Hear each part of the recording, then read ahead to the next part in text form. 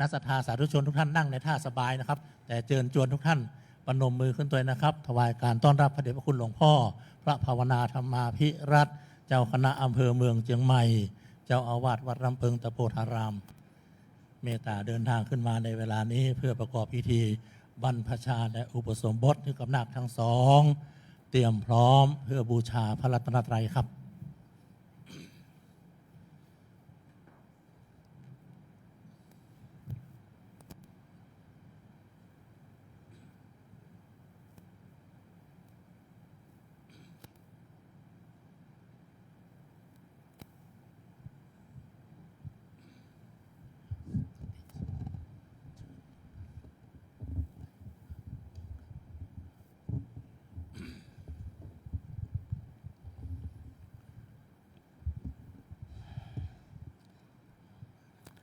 อิมินาสการเรนะอิมินาสการเรนะพุทธังอภิปูชยามะพุทธังอภิปูชยามะอิมินาสการเรนะอิมินาสการเรนะธัมมังอภิปูชยามะธัมมังอภิปูชยามะอิมินาสการเรนะอิมินาสการเรนะสังฆังอภิปูชยามะสังฆังอภิปูชยามะอะระหังสัมมา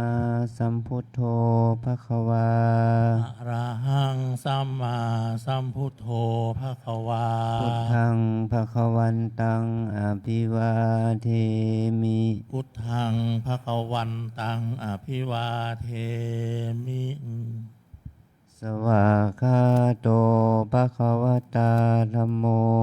สวากขาโตภควตาธัมโมธัมมังนัมมัสสามิธัมมังนามัสสามิสุปฏิปันโนภควโตสาวกสังโฆสุปฏิปันโนภควโตสาวกสังโฆสังฆังนามามิสังฆังนามามิหันนามยังพุทธัสสะภควโตปุพพะภะ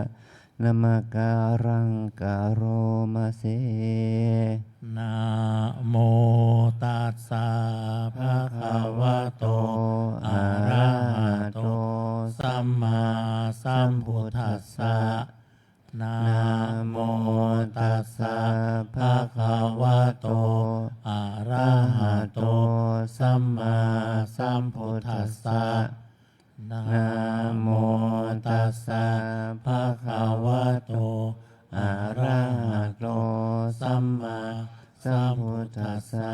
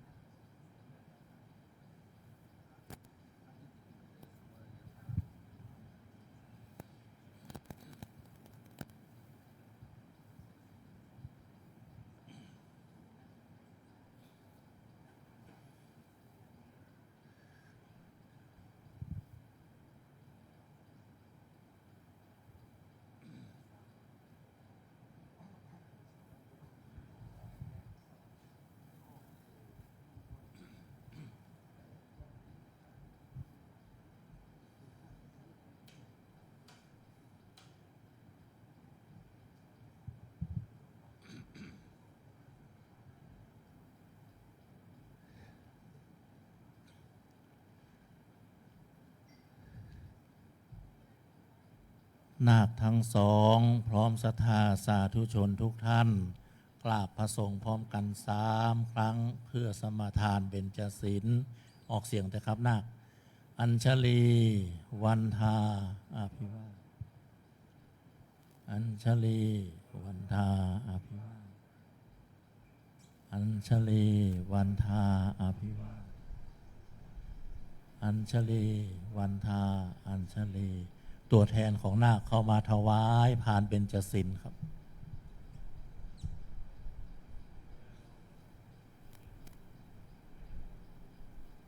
คนเดียวครับคนเดียว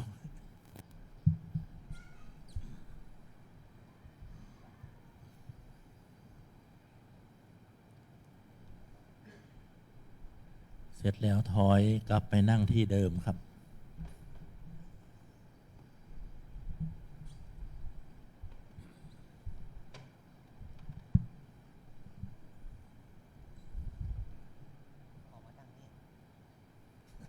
มีเกียร์ถอยหลังตัวนะครับเนาะ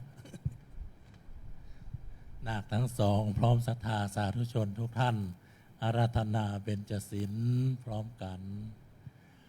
มะยังพันเตวิสุงรักขณทายะติสรเนนะสหปัญจศีลานิยาจามะทุติยัมปิมะยังพันเตวิสุงรักขณทายะติสรเนนะสหปัญจศีลานิยาจามะตติยัมปิมะยังพันเตวิสุงรักขณทายะติสรเนนะสหปัญจศีลานิยาจามะนะโมตัสสะภะคะวะโตอะระหะโตสัมมาสัมพุทธัสสะนะโมตัสสะภะคะวะโตอะระหะโตสัมมาสัมพุทธัสสะนะโมตัสสะภะคะวะโตอะระหะโตสัมมาสัมพุทธัสสะนะโมตัสสะภะคะวะโตอะระหะโตสัมมาสัมพุทธัสสะนะโมตัสสะภะคะวะโตอะระหะโตสัมมาสัมพุทธัสสะนะโมตัสสะภะคะวะโตอะระหะโตสัมมาสัมพุทธัสสะพุทธังสรณังคัจฉามิพุทธังสรณังคัจฉามิธัมมังสรณังคัจฉามิธัมมังสรณังคัจฉามิสังฆังสรณังคัจฉามิสังฆังสรณังคัจฉามิทุติยัมปิพุทธังสรณังคัจฉามิทุติยัมปิพุทธังสรณังคัจฉามิทุติยัมปิธัมมังสรณังคัจฉามิทุติยัมปิธัมมังสรณังคัจฉามิทุติยัมปิสังฆังสรณังคัจฉามิทุติยัมปิสังฆังสรณังคัจฉามิตติยัมปิพุทธังสรณังคัจฉามิตติยัมปิพุทธังสรณังคัจฉามิตติยัมปิธัมมังสรณังคัจฉามิตติยัมปิธัมมังสรณังคัจฉามิตติยัมปิสังฆังสรณังคัจฉามิตติยัมปิสังฆังสรณังคัจฉามิติสรณะขมนังนิทธิตังอามะพันเตปานาติปาตาเวระมณีสิกขาปะทังสมาธิยามิปานาติปาตาเวระมณีสิกขาปะทังสมาธิยามิอทินนาทานาเวระมณีสิกขาปะทังสมาธิยามิอทินนาทานาเวระมณีสิกขาปะทังสมาธิยามิกาเมสุมิชฌาจาราเวระมณีสิกขาปะทังสมาธิยามิกาเมสุมิชฌาจาราเวระมณีสิกขาปะทังสมาธิยามิมุสาวาทาเวระมณีสิกขาปะทังสมาธิยามิมุสาวาทาเวระมณีสิกขาปะทังสมาธิยามิสุราเมรยะมัชฌปมาทัฏฐานา เวระมณีสิกขาปะทังสมาธิยามิ สุราเมรยะมัชฌปมาทฐานา เวระมณีสิกขาปะทังสมาธิยามิ อิมานิปัญจสิกขาปทานิสิเลนะสุขติงยันติ สาธุ สิเลนะโภคะสัมปทา สาธุ สิเลนะนิพุติงยันติตัสมาสีลังวิโสทะเย อามะพันเต อัญชลี วันทาอภิวาทอัญชลี วันทาอภิวาทอัญชลี วันทาอภิวาทอัญชลี วันทาอัญชลีลำดับจากนี้ไปนะครับ เจิญนาคทั้งสองหันหน้ากลับมาหาคุณพ่อคุณแม่นะครับตะกี้ดอกบัวมีไหนแล้วครับนะ ดอกบัวไม่ได้ละโอเคอานาคทั้งสองนะครับ กราบคุณพ่อคุณแม่พร้อมกัน3 ครั้งนะครับ ออกเสียงเองนะครับนะอัญชลี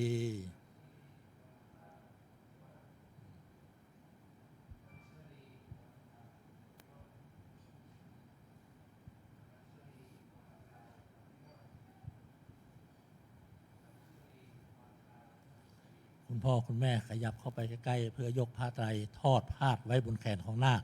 นาคขยับเข้ามาหาตัวนะครับ พร้อมทั้งยื่นแขนออกมานะครับ ในท่าพนมมืออยู่จ้าๆนะครับเดี๋ยวถ่ายรูปมาตันนะครับนะจ้าๆครับ ทอดพาดไว้วางไว้บนแขนนาคครับผมครับจากนั้นต้นเทียน1 ต้นนะครับ ต้นเดียวมอบเพื่อนาคใส่มือนะครับเนาะ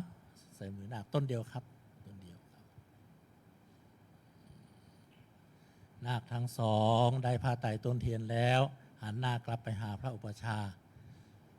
เดินเข้าไปเจิญคุณพ่อคุณแม่นั่งรอตรงนี้ก่อนนะครับนะนั่งตามสบายเลยนะครับนะเพื่อรอมอบบาตรกับต้นเทียนที่เหลือ ในเวลาแห่งประมาณครึ่งชั่วโมงนะครับนะ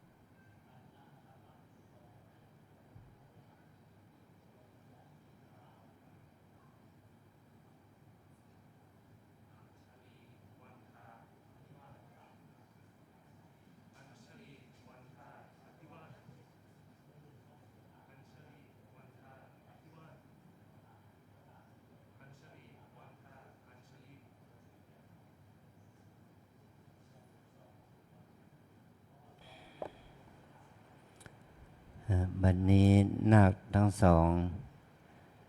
ได้น้อมนำพึ่งสภากาสาวพัสมาเปล่งวาจาขอบรรอุปชาอุปสมบทในถ้ำกลางสงฆ์ด้วยบทบาลีว่า เอสาหังพันเต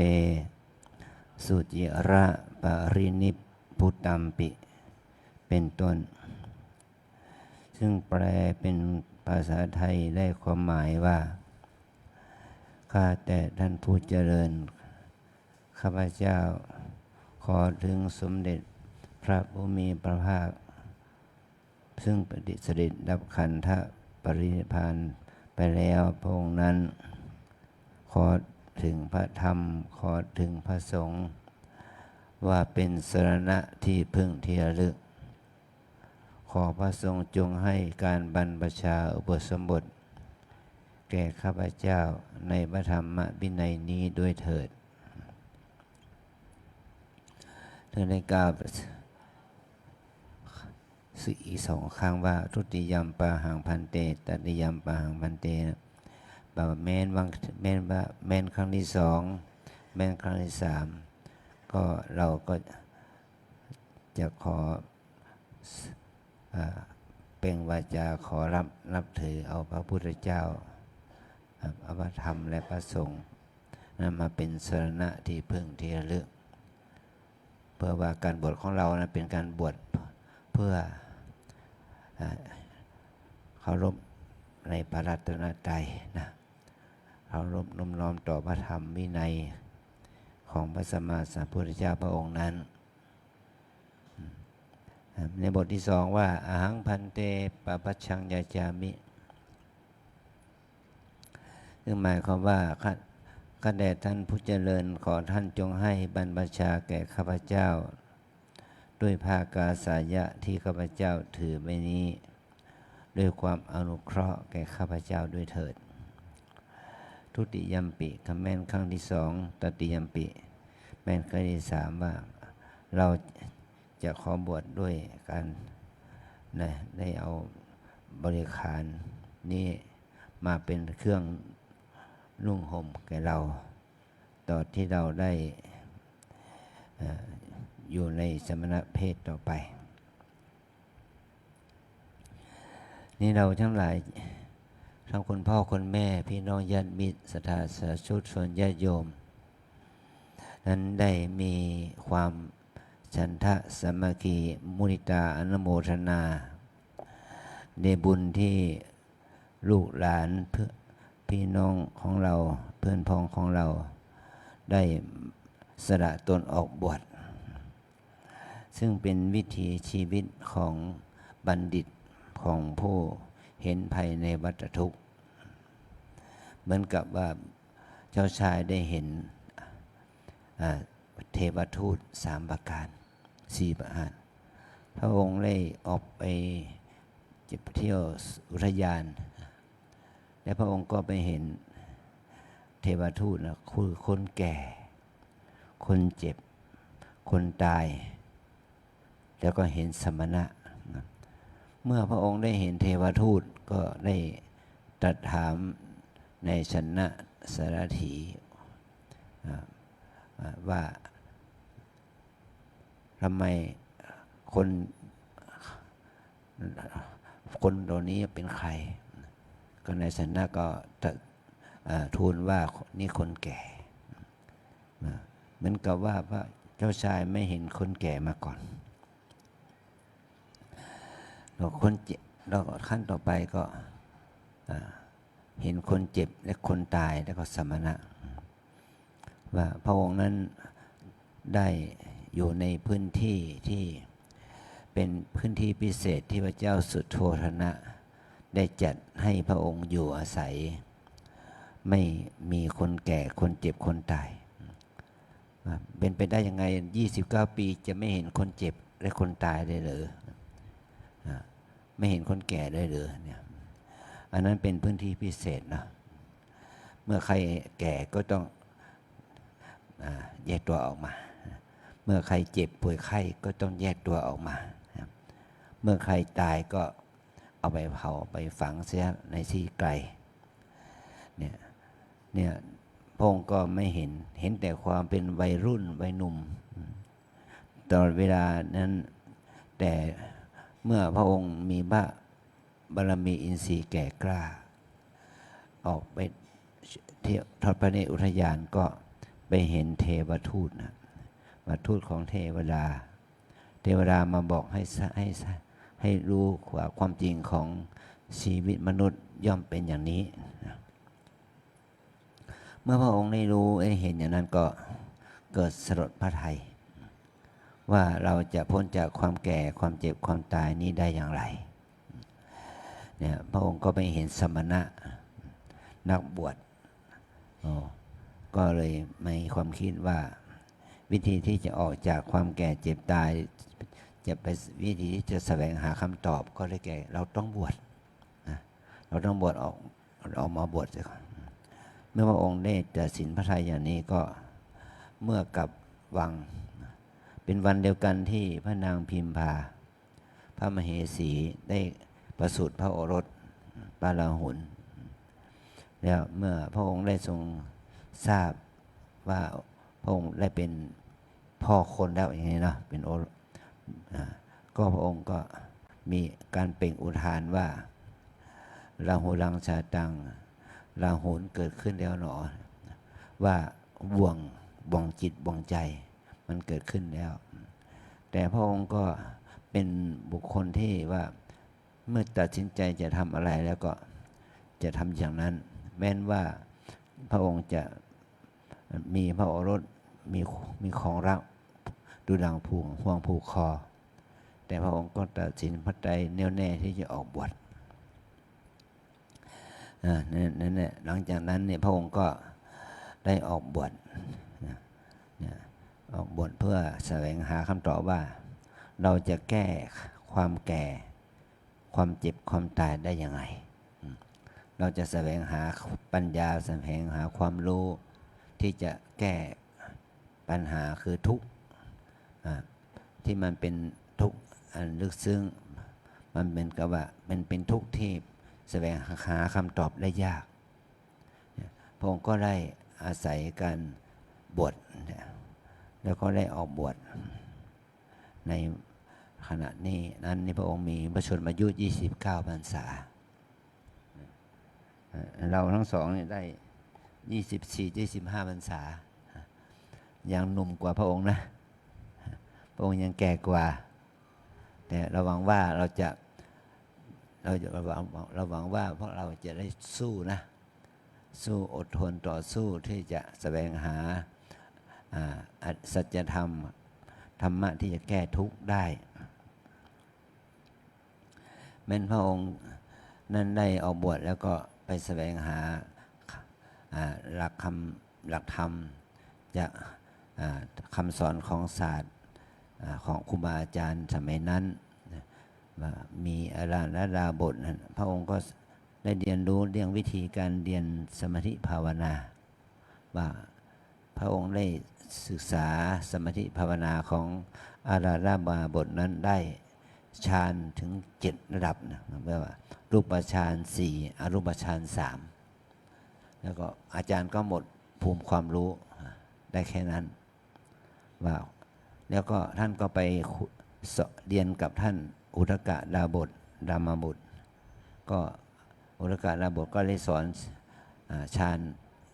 อรูปฌานขั้นสุดยอดคือว่าอรูปฌานขั้นที่4นี่ว่าสัญญาณสัญญายตนะเนี่ยแต่พระองค์ก็มาพิจารณาถึงความสำเร็จอันยิ่งใหญ่เนี่ยว่ามันไม่ใช่ศาสตร์ความรู้ที่จะทำให้พระองค์หมดกิเลสได้คือหมายความว่าพระองค์แม้นว่าจะได้สมาธิได้ฌานชั้นสูงเนี่ยแต่พระองค์ก็รู้ว่ามันยังมีกิเลสอยู่และพระองค์ก็เลยออกมาปฏิบัติตนตามแนวทางของตนที่เราเรียกว่าบำเพ็ญทุกขกิริยาเมื่อบำเพ็ญทุกขกิริยานี่ก็ได้บำเพ็ญด้วยวิธีการต่างๆอยู่หลายปีจนสูบผอม ไม่มีแรงนะแล้วก็พระองค์ก็ได้มีความคิดว่าความรู้เหล่านี้มันไม่ใช่ทางแห่งความดับทุกข์นะมีปัญญาสอนตัวเองอยู่อย่างนี้พระองค์มานึกถึงว่าสมัยที่พระองค์ยังเป็นพระเยาว์เนี่ยได้นั่งสมาธิใต้ต้นว้าที่พระราชบิดาได้ทรงกระทำพิธีแรกนาขวัญแล้วพระองค์ก็นั่งสมาธิเป็นอานาปานสติรู้สึกว่าจิตใจสุขสงบแล้วพระองค์ก็คิดว่าคงจะมีแนวอื่นนะแนวเหล่านั้นว่าเราได้ศึกษามาร่วม6 ปีแล้วมันไม่สำเร็จสัมปยุตญาณพระองค์จึงหันมาบริโภคเมื่อพระองค์ให้ร่างกายสมบูรณ์ขึ้นมาในขณะก่อนที่นั้นท่านปัญจวัคคีย์ก็มาอุปถากมารอที่จะให้รับข่าวดีว่าพระองค์จะได้ตรัสรู้ด้วยวิธีใดก็ตามแต่ขอให้พระองค์พระโพธิสัตว์ได้สอนท่านทั้งหลายเหล่านั้นก่อนแต่พอรู้ว่าท่านละเลิกข้อวัดปฏิบัติทุกขกิริยาเสียแล้วก็หนีปีกตนออกไปอยู่ที่ปะอิสิปตนะมฤคทายวันนะแล้วพระองค์ก็อยู่สงบด้วยพระองค์เองในวันเพ็ญขึ้น15 ค่ำในวันวิสาขะนั้นพระองค์ก็ได้รับข้าวมัทุปายาตจากนางสุชาดาเนาะได้เสวยข้าว49 ก้อนนั้นแล้วก็ได้หญ้าคาหอมสำหรับเอาปูนั่งจากสุทธิยพามนั้นเนี่ยแล้วตอนเย็นก็พระองค์ก็เลยเอาถาดที่บรรจุข้าวมัทุปายาตที่พระองค์เสวยทั้ง49 ก้อนนั้นเอาไปเสี่ยงทายว่าถ้าพระองค์มีบุญวาสนาที่จะบรรลุธรรมแล้วไซก็ขอให้ถาดนี้ลอยทวนน้ำและจมลงหรือถ้าพระองค์ไม่สามารถเข้าถึงธรรมได้ก็ให้มีผลเป็นตรงข้ามมันลอยน้ำแล้วก็จมลงไปก็แล้วแต่ก็เป็นกฎว่าถาดนั้นลอยส่วนกระแสน้ำก็จมลงแล้วก็พระองค์ตอนค่ำนั้นพระองค์ก็ไปที่ฝั่งแม่น้ำเชนเนรัญชลา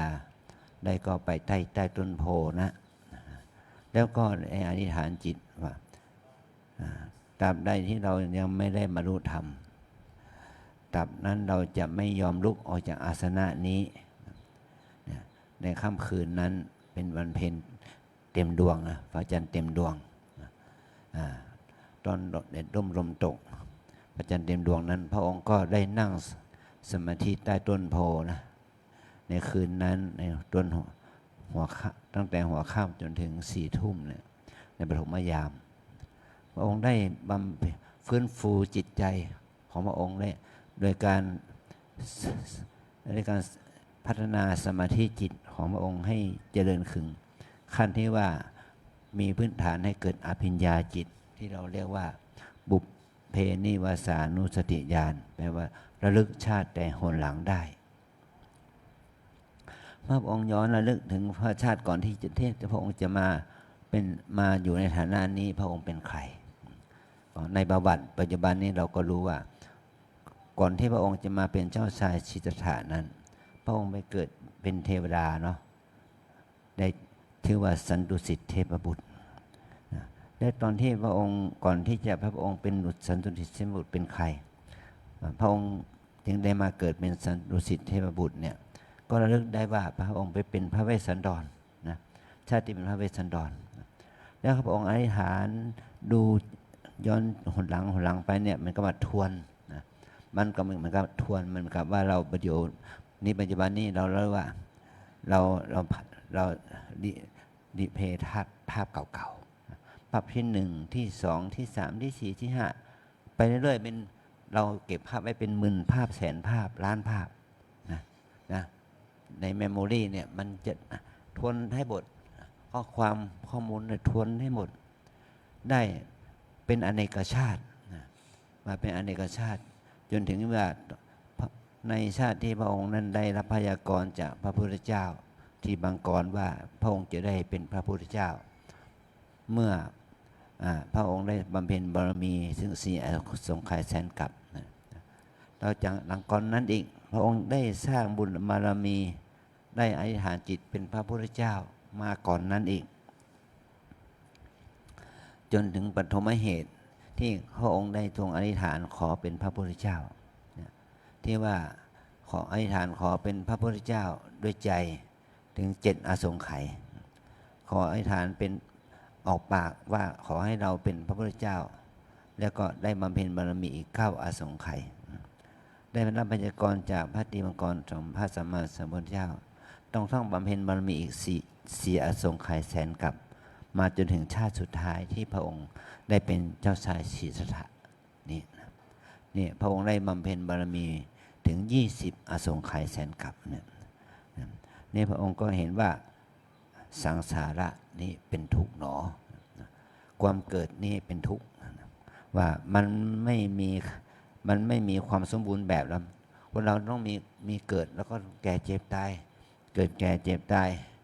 มันเป็นทุกภพทุกชาติก็พระองค์ได้เห็นถึงสังสาระนี่เป็นทุกข์ความเกิดแก่เจ็บตายนี่เป็นทุกข์นี่แหละนี่จะเป็นสิ่งที่พระองค์ได้รู้ถึงทุกข์ที่พระองค์ได้เกิดมาไม่ว่าจะเป็นมนุษย์เป็นเทวดาเป็นพรหมเป็นอบายสัตว์น้อยใหญ่ก็เกิดขึ้นมาแล้วก็มีทุกข์เป็นผล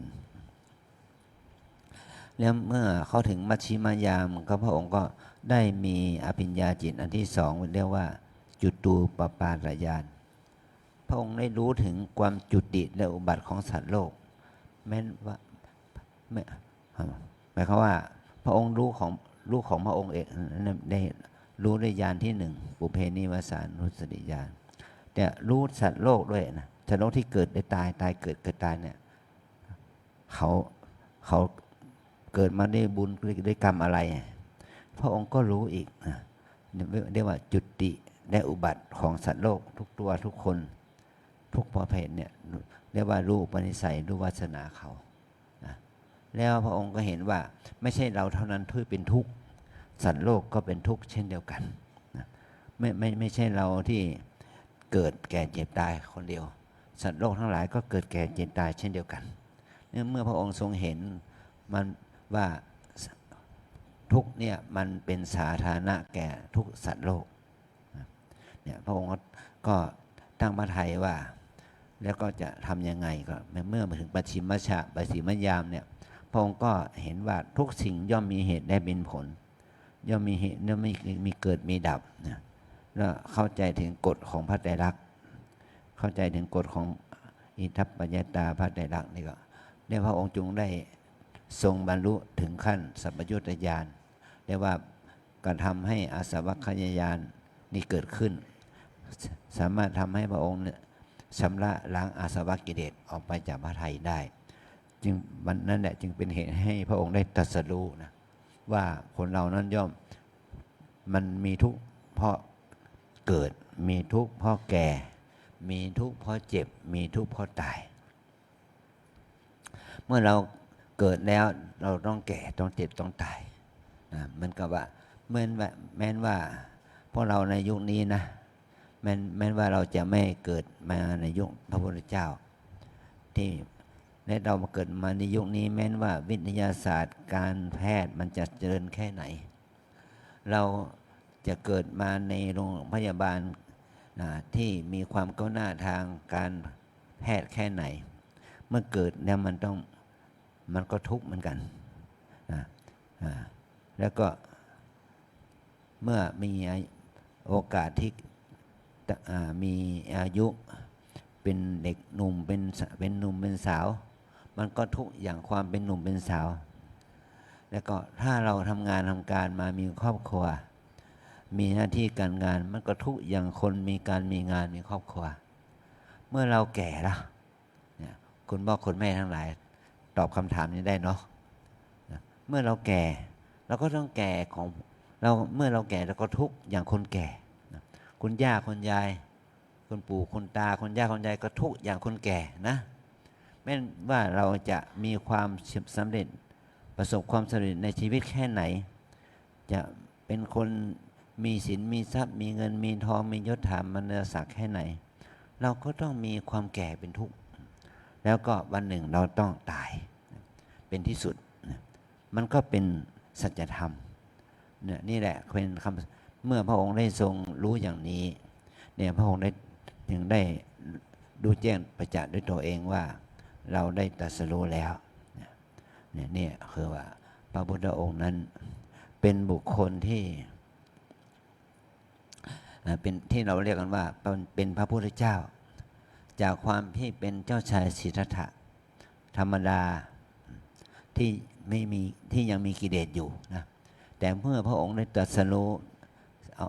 มีปัญญาชำระกิเลสออกไปจากพระทัยได้เราเรียกเจ้าชายสิทธัตถะนี้ว่าเรายกย่องท่านว่าเป็นพระพุทธเจ้าเมื่อพระองค์ได้ทรงบำเพ็ญวิมุตติเสวยวิมุตติสุขอยู่แล้วพระองค์ก็มีความคิดถึงเพื่อนร่วมโลกนะว่าเพื่อนร่วมโลกที่มันพ่อแม่ญาติมิตรต่อถึงญาติโยมที่ได้สร้างบารมีมาเพื่อเป็นพุทธสาวกยังมีอยู่ก็มามีความคิดว่าเมื่อพระองค์ก็ได้ทรงตั้งพระทัยว่าขอให้เราได้พ้นทุกข์และนำพาสัตว์โลกให้พ้นทุกข์เนี่ยพระองค์ก็มีความคิดอย่างนี้เมื่อพระองค์มีความคิดอย่างนี้ก็ได้ออกเผยแพร่ธรรมก็นึกถึงคำว่าบุคคลไหนควรจะฟังธรรมได้พอมารู้ว่าพระอุรกะราบทอาราบทนั้นท่านตายแล้วแต่ว่าปัญจวัคคีย์ยังมีชีวิตอยู่แล้วพระองค์ก็เสด็จไปโปรดปัญจวัคคีย์ที่ป่าอิสิปตนมฤคทายวันเนี่ยแล้วก็พระองค์ก็ทรงสอนเรื่องอริยสัจสี่ที่เราเรียกว่าธรรมจักรกับวัฏนสูตรนะสอนว่าทางแห่งมัชฌิมาปฏิปทาทางเพื่อความดับทุกข์มีอยู่จริง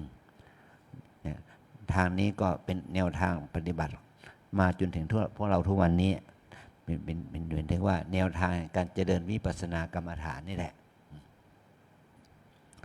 แล้วพระองค์ก็สอนปัญจวัคคีย์นั้นให้รู้ว่าเกิดเป็นทุกข์แก่เป็นทุกข์เจ็บเป็นทุกข์ตายเป็นทุกข์นะแล้วพระองค์ก็ทรงชี้ให้เห็นว่าความพัดพลาดจากสิ่งที่เรายึดถือเป็นทุกข์ความประสบกับสิ่งที่เราไม่ชอบใจก็เป็นทุกข์ความปรารถนาสิ่งใดที่เราปรารถนาแล้วมันไม่ได้ดังใจมันก็เป็นทุกข์เราจะเมื่อแล้วก็ความยึดมั่นถือมั่นในธาตุขันธ์เนี่ยมันความยึดมั่นถือมั่นในขันธ์ห้าเนี่ยถ้าเรายึดมั่นถือมั่นมันก็เป็นทุกข์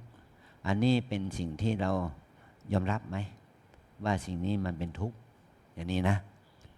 ถ้าเรารู้ว่าสิ่งนี้เป็นทุกข์พระพุทธองค์ตรัสว่าอะไรเป็นเหตุให้เกิดทุกข์พระองค์ก็สอนว่าตัณหาความอยากนั่นแหละมันเป็นเหตุให้เราทุกข์แล้วเราจะดับตัณหาดับเหตุให้เกิดทุกข์นี้ได้อย่างไรเราจะดับได้ก็ให้เจริญมรรคมีองค์8ให้มรรคมีองค์8นี้ให้เราได้ก็สรุปลงแล้วเป็น3อย่างนะให้เรามีศีลสมบูรณ์ให้เรามีสมาธิสมบูรณ์ให้เรามีปัญญาสมบูรณ์เมื่อมรรคมีองค์8นี้ประกอบด้วยศีลสมาธิปัญญาโดยการฝึกอบรมเจริญปัญญาภาวนาเจริญปัญญาภาวนานี่เราเรียกว่าเจริญวิปัสสนากรรมฐานเนี่ยถ้าเราฝึกเจริญปัญญาภาวนาเนี่ยจะทำให้ปัญญาศีลสมาธิสมบูรณ์ศีลปัญญาศีลสมาธิสมบูรณ์แล้วมันก็จะตัดกิเลสได้ตัดราคะโทสะโมหะได้เป็นที่สุดเนี่ยพระองค์ก็เลยสอนพระปัญจวัคคีย์พระปัญจวัคคีย์ท่านก็เข้าใจเรียกว่าพระโกณฑัญญาจึงได้บรรลุธรรมนั่นเรียกว่าพระพุทธเจ้าอุบัติขึ้นแล้วนะเพราะพระองค์ได้บรรลุธรรมแล้วก็มีพระสงฆ์อุบัติขึ้นแล้วเพราะได้ฟังธรรมของพระองค์นะพระรัตนตรัยจึงเกิดครบ3ประการนะอันนี้แหละเรามาเลื่อมใสในพระรัตนตรัย3ประการเนี่ย ก็เริ่มใส่ในพระธรรมในพระพุทธในพระสงฆ์นี่แหละนะถ้าเราประพฤติปฏิบัติตามหลักธรรมนี้เราจะพัฒนาตนเองให้เป็นพระสงฆ์ได้นะแล้วก็เราจะได้รู้จักพระพุทธเจ้าที่แท้จริงว่าพระพุทธเจ้าก็ได้แก่พระปัญญาที่คุณพระบริสุทธิ์ที่คุณพระมหากรุณาที่คุณนั่นเองเพราะว่าพระพุทธรูปเนี่ยมันก็เป็นแค่หินนะแค่โลหะแค่วัตถุพระพุทธเจ้าจึงไม่ใช่โลหะวัตถุหินดินทรายไม้อะไรอย่างนี้แต่พระพุทธเจ้าก็คือว่าสถานะแห่งความเป็นผู้มีปัญญาอันเลิศผู้มีพระบริสุทธิ์อันเลิศเป็นผู้มีพระมหากรุณาอันเลิศเนี่ยเราจะ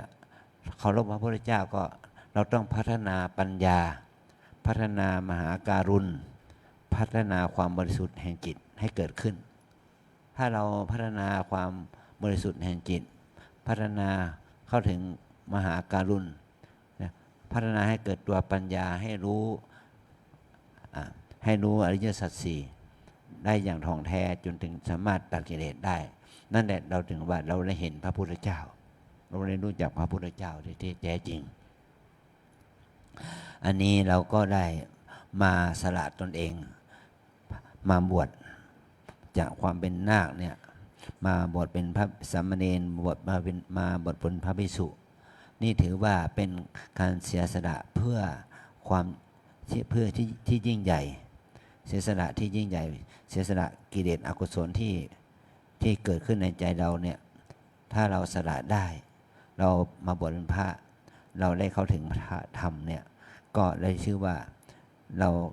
ได้เข้าถึงพระรัตนตรัยที่แท้จริงเนี่ยนี่แหละเป็นข้อคิดข้อสังเกตเป็นวิธีปฏิบัติของพวกเราทั้งหลายของเราชาวพุทธทั้งหลายสืบต่อไปในวันข้างหน้าเนี่ยเราเป็นชาวพุทธเราจะต้องมีฐานะทางด้านจิตใจทางด้านสติปัญญาให้เราพัฒนาศีลสมาธิปัญญาหรือปัญญาศีลสมาธิไปด้วยกันเพื่อให้เราเข้าถึงพระรัตนตรัยเข้าถึงพระธรรมและเข้าถึงพระพุทธและปัญญาศีลสมาธิแล้วก็ทำให้เราได้เป็นพระสงฆ์เป็นที่สุดเนี่ยเพราะด้วยเหตุนี้เนี่ยเรามาบวชนี่จึงได้ประโยชน์ประโยชน์ไม่ใช่ประโยชน์ตนเท่านั้นนะประโยชน์ของตนตอนนี้เราได้บวชแล้วเราได้เข้าศึกษาข้อวัดปฏิบัติได้ประพฤติปฏิบัติตนได้ฝึกฝนอบรมตนเองนี่ได้ประโยชน์ตนและประโยชน์อันที่สองก็ประโยชน์ที่จะมีกับคุณพ่อคุณแม่ประโยชน์ที่มีกับปู่ย่าตายายลุงป้าน้าอาเพื่อนพ้องมิตรสหายโดยเฉพาะเราจะพูดว่าประโยชน์ของพ่อของแม่เพราะว่าพ่อแม่นั้นท่านมีพระคุณต่อเรามากนะท่านเลี้ยงดูเราตั้งแต่เราอยู่ในครรภ์แล้วเราคลอดออกมาพ่อแม่ก็เลี้ยงดูเราตั้งแต่ค่าข้าวป้อนน้ำนมค่าอาหารการกินค่าศึกษาเราเรียนเนี่ยถ้าคิดเป็นทุนทรัพย์ล่ะมันคงจะไม่ใช่แสนแล้วมันเป็นล้านนะเป็นล้านเนี่ยพ่อแม่สละให้ได้ทั้งหมดได้สละทุกสิ่งทุกอย่างที่พ่อแม่มีอยู่ได้แก่มรดกเป็นทรัพย์สินและมรดกชีวิตของท่านสั่งสอนเราแนะนำเราแม้นวันนี้ท่านก็ได้สละพ่อแม่ก็ได้สละสิ่งยิ่งใหญ่ก็สละเรามาบวชเราต้องตามวินัยก็เราต้องขอพ่อขอแม่บวชนะว่าอนุญาโตสิมาตาปิตุหีนั่นแหละได้รับอนุญาตจากพ่อแม่แล้วหรือใช่ไหมเราต้องบอกว่าอาม่าพันเดใช่ไหมนี่แหละพ่อแม่ต้องสละแก่เราสละทุกสิ่งทุกอย่างแก่เราและพ่อแม่ก็จะได้บุญกุศลกับเราด้วยนะเมื่อเราได้บวชเนี่ยพ่อแม่ก็ได้บุญในกุศลพ่อแม่ก็ได้สละทุกสิ่งทุกอย่างแม้แต่ค่าพวกอัฐบริขารบาทจีวรเนี่ยและไทยธรรมทั้งหลายเนี่ยได้ถวายบุญกับเราด้วยนะเพราะว่าพ่อแม่เนี่ยได้ถวายอัฐบริขารพระไตรจีวรบาทแก่คนอื่นมันก็เป็นธรรมดาแต่ถ้าท่านพ่อแม่นั้นได้ถวายบาทบริขารไตรจีวรเนี่ยแก่ลูกที่เนี่ยที่ได้มาบวชเป็นพระสงฆ์ถือว่าเป็นการได้ถวายที่ยิ่งใหญ่นะพ่อแม่ก็มีความปลื้มใจยินดี ปีติที่ได้เห็นลูกได้เป็นนาคได้เป็นเนนเป็นพระเป็นที่สุดในวันเดียวกันนะขอให้เรานั้นได้ดูถึงว่าประโยชน์ทางด้านจิตใจนี่พ่อแม่ได้ให้เราแก่แต่ประโยชน์ทางด้านร่างกายพ่อแม่ก็ได้เลี้ยงดูเรามาแล้วก็นี่แหละเป็นคุณประโยชน์อันที่สองเป็นประโยชน์อันที่สามก็คือประโยชน์ต่อพระศาสนาเมื่อเราได้เข้ามาบวชเนี่ยเราได้ชื่อว่าเราได้ส่งเสริมยึดมั่นต่อธรรมคำสอนของพระพุทธเจ้าในเมื่อเราได้ถือศีลตั้งแต่ศีล5ศีล8มาถึงศีล10ศีล227เนี่ยเราได้ชื่อว่าเราได้ทำให้พระศาสนาเจริญเพราะว่าพุทธศาสนิกชนที่สามารถออกบวชได้เนี่ยในประเทศไทยเรามีแค่300,000 รูปเท่านั้นนะในพุทธศาสนิกชนที่ไม่ได้บวชหรือมาบวชชั่วคราวนั้นและก็ได้ศึกษาละเพศไปแล้วมี50 กว่าล้านคนเนาะทั้งชายทั้งหญิงเป็นชาวพุทธแต่ไม่ได้บวชนะมีมากเป็นชาวพุทธที่ได้บวชมันมีน้อยและชาวพุทธที่ได้บวชแล้วก็ไม่สึกแล้วก็มีน้อยมากนะมีแค่2-3 แสนรูปและพวกเหล่านี้ก็ไม่ใช่ว่าไม่แก่ไม่เจ็บไม่ตายเนาะพระท่านก็มรณภาพเราได้มาช่วยเสริมการบวชของโดยความมีฐานะเป็นพระภิกษุในพระพุทธศาสนาเนี่ยช่วยดำรงรักษาซึ่งสมณวงศ์ของพระสงฆ์นะแม้ว่าเราจะบวชระยะสั้นก็ตามนี่เป็นให้เรารู้ว่าเราได้ทำประโยชน์ต่อพระศาสนาในเงื่อนไขนี้นะอันนี้เมื่อเราได้มาขอบวชแล้วเนี่ยด้วยพระกษาพัฒน์เนี่ยเราก็จะพระบัญชาก็จะมอบให้ท่านไปครองแต่การครองพระกษาพัฒน์เนี่ยมันมีความศักดิ์สิทธิ์นะเธอทั้งสามเธอจะต้องเปล่งวาจาให้ใจของเธอนี่ได้รับพระกรรมฐานก่อนจึงจะสามารถครองพระกษาวพัฒน์ได้เนื่องจากว่าพระกษาวพัฒน์นี่มันเป็นดุจดังธงชัยของพระอรหันต์แต่เราเนี่ยไม่ใช่พระอรหันต์เราก็ขอให้พระกรรมฐานเนี่ยให้สัมผัสใจเราก่อนเมื่อพระกรรมฐานได้สัมผัสใจเราแล้วเราจึงสมควรแก่การนุ่งห่มผ้ากาสาวพัดเป็นได้ต่อไปนะเอาตอนนี้ไปขอให้เธอได้เป็นวาจารับพระกรรมฐานนะเกสาโลมานะขาทันตาตะโจ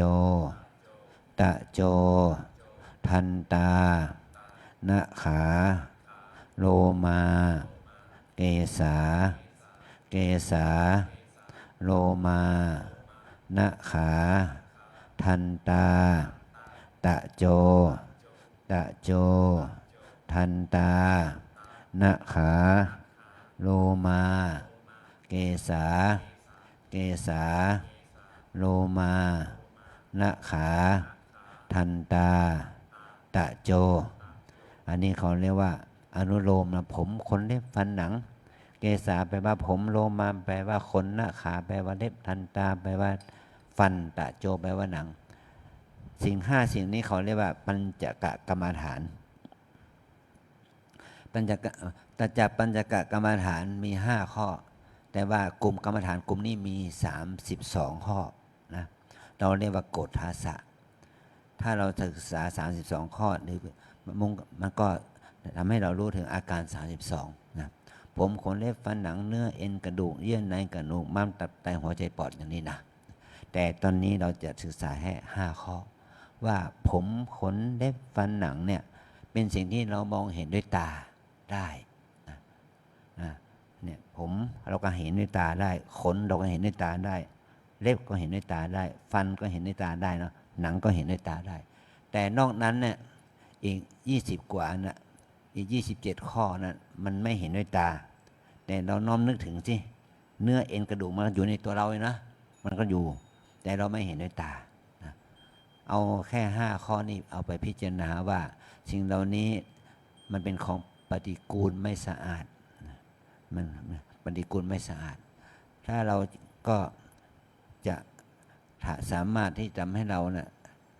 ระงับดับตัณหาราคะความหลงในรูปเหล่านี้ได้นะเราความหลงในรูปในผมขนเล็บฟันหนังเหล่านี้ได้อันนี้เนี่ยเป็นแนวทางที่จะทำให้สมาธิจิตของเราเจริญขึ้นนะเนี่ยเรียกว่าจิตของเราได้สัมผัสพระกรรมฐานนี้แล้วก็ให้เอาไปพิจารณาหลังจากที่เราบวชแล้วต่อไปนะเอาตอนนี้ไปขอให้เราได้ถอดเสื้อออกก่อนที่จะรับผ้ากับสัพพัดนะ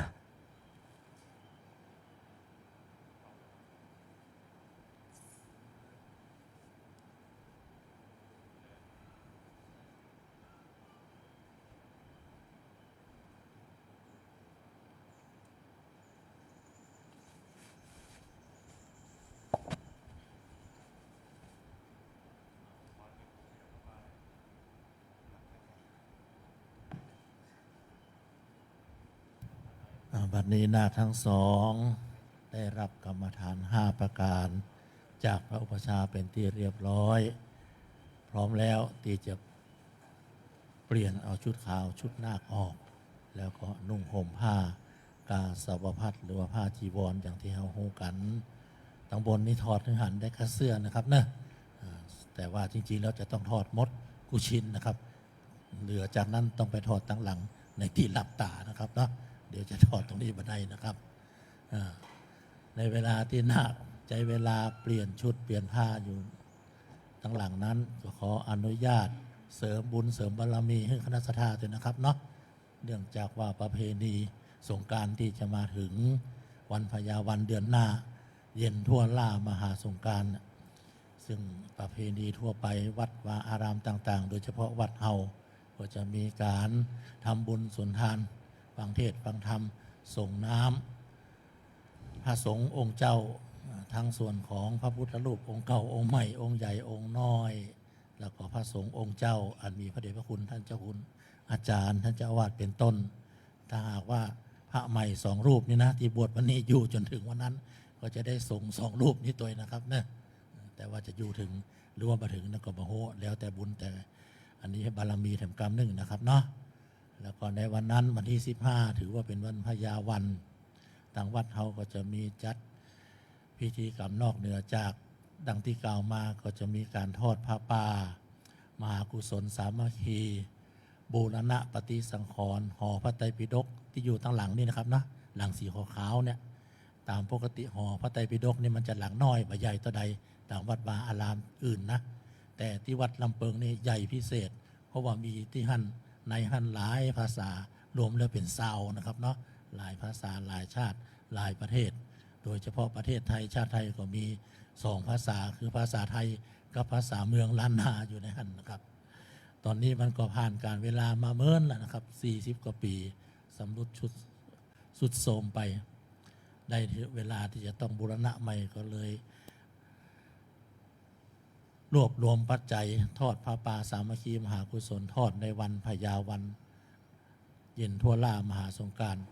เจิญศรัทธาสาธุชนร่วมบุญร่วมกุศลได้นะครับเนาะ15 เมษายนนะครับเนอะตามหน้าบุญก็แล้วกันนะครับเนาะอันนี้ครับไปก็แจกกันไปนะครับเนอะยังมาทอดวันนี้แต่เนอะแต่ทอดวันที่15 เดือนหน้านะครับเนาะท่านพร้อมเวลาใดเมื่อใดก็เจิญมาร่วมบุญร่วมกุศลด้วยกันในวันนั้นกันแล้วกันนะครับ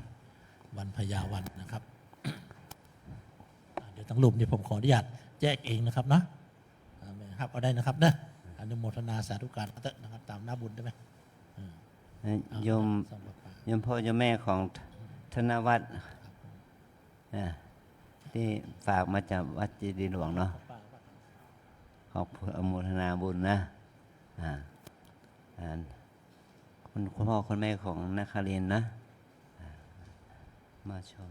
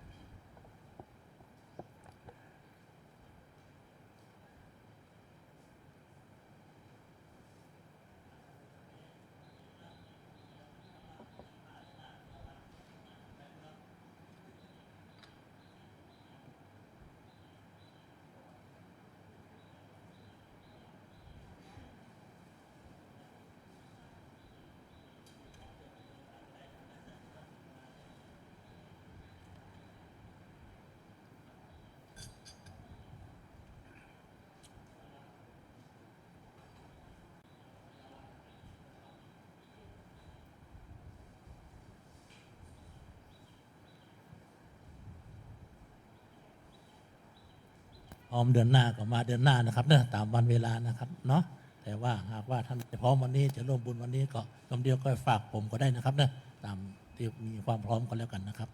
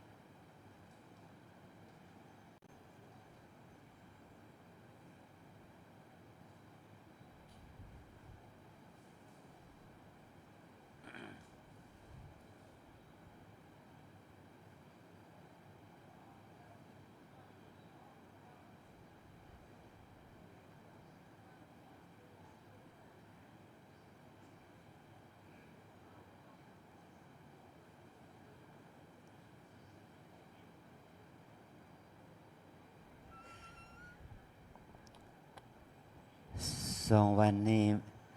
สภาพอากาศเย็นน้อยเนาะเย็นน้อยหนึ่งตอนเจ้ามันมีหมอกอากาศมันเย็นน้อยเราโชคดีนะอากาศเย็นน้อยหนึ่งเรา2-3 วันก่อนนี่ก็ร้อนน้อยหนึ่งหลังจากนี้นะคงจะจนถึงเย็นโทกเป่งละมันจะอากาศจะหน้าหนาวก็หมดละมันก็จะร้อนขึ้นแล้วเนาะขอเราได้ช่วยกันที่จะดูแลสภาพอากาศสิ่งแวดล้อมแล้วก็ดูแลสุขภาพตัวเองที่ต้องต่อสู้กับสภาพอากาศสิ่งแวดล้อมเนี่ยหมอกควันเนี่ยที่จะมาหาเราเนี่ยเนาะเราจะทำอย่างไรเรามีชีวิตอยู่ได้ในรอบปีก็ต้องมีทั้งหมอกมีควันหน้าหนาวหน้าฝนหน้าร้อนเนี่ยเขาก็ประสบภัยธรรมชาติเป็นคนละอย่างเนาะหน้าฝนก็เมืองเชียงใหม่เขาก็มีน้ำท่วมหน้าหนาวก็อากาศเย็นหน้าร้อนก็เจอฝุ่นเจอควันให้มาต้องต่อสู้กับธรรมชาติเนาะเราจะอยู่ได้อย่างไรถ้าเราธรรมชาติมันเป็นอย่างนี้เราต้องดูแลเอาใส่ตัวเองเนาะช่วยกันรักษาสิ่งแวดล้อม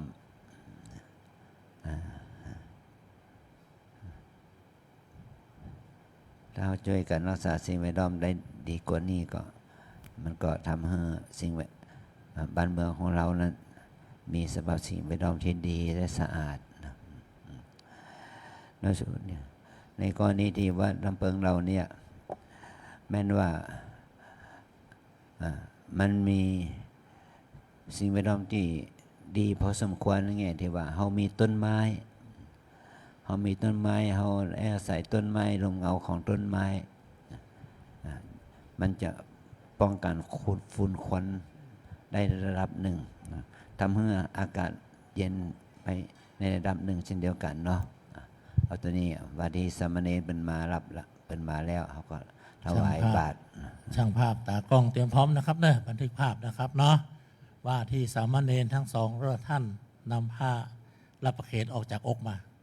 ผ้ารับประเคนผืนน้อยๆเนี่ยครับนะนี่ก็ฮะครับครับภาพเกิงนึ่งนะครับเนอะภาพเกิงนึ่งแล้วก็ปูเอาไว้นะครับเนาะคุณพ่อคุณแม่ขยับเข้าไปหานะครับเพื่อที่จะมอบบาตรถวายบาตรท่านแล้วก็มอบต้นเทียน2 ต้นจ้าๆนะครับเด้อเดี๋ยวถ่ายรูปกับท่านนะครับเนาะจ้าๆนะครับจับภาพฮะ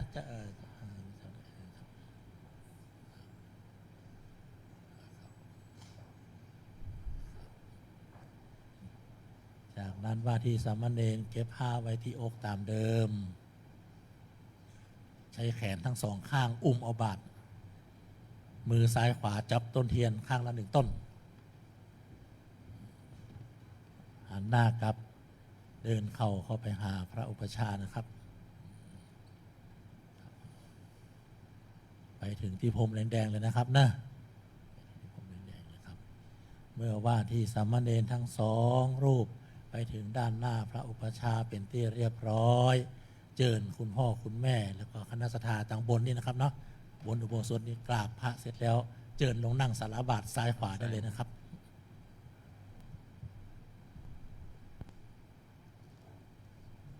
กราบ3 ครั้งอัญชลี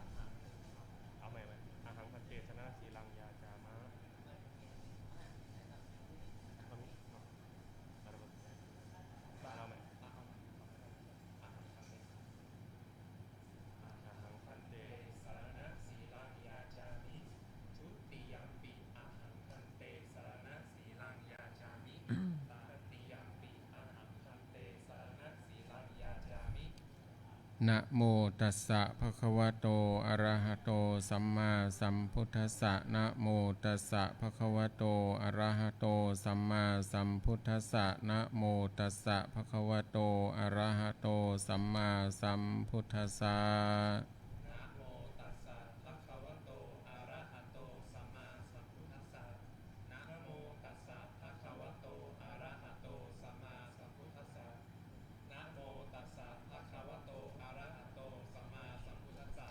ยะมหังวะทามิตังวะเทหิพุทธังสรณังคัจฉามิธัมมังสรณังคัจฉามิสังฆังสรณังคัจฉามิทุติยัมปิพุทธังสรณังคัจฉามิทุติยัมปิธัมมังสรณังคัจฉามิทุติยัมปิสังฆังสรณังคัจฉามิตติยัมปิพุทธังสรณังคัจฉามิตติยัมปิธัมมังสรณังคัจฉามิตติยัมปิสังฆังสรณังคัจฉามิติสรณะคัมนังนิธิตังปานาติปาตาเวรมณีอทินนาทานาเวรมณีอภรมจริยาเวรมณีมุสาวาทาเวรมณีสุราเมรยมัชฌะปมาทฐานาเวรมณีวิกาลโภชนาเวรมณีนัจจคีตวาทิตวิสุกทัสนาเวรมณี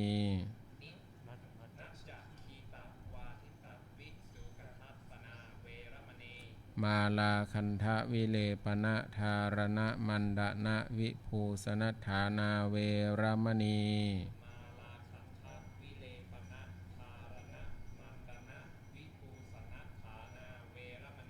อุจจาสยนะมหาสยนาเวรมณีชาตะรูประชตะปฏิฆหนาเวรมณี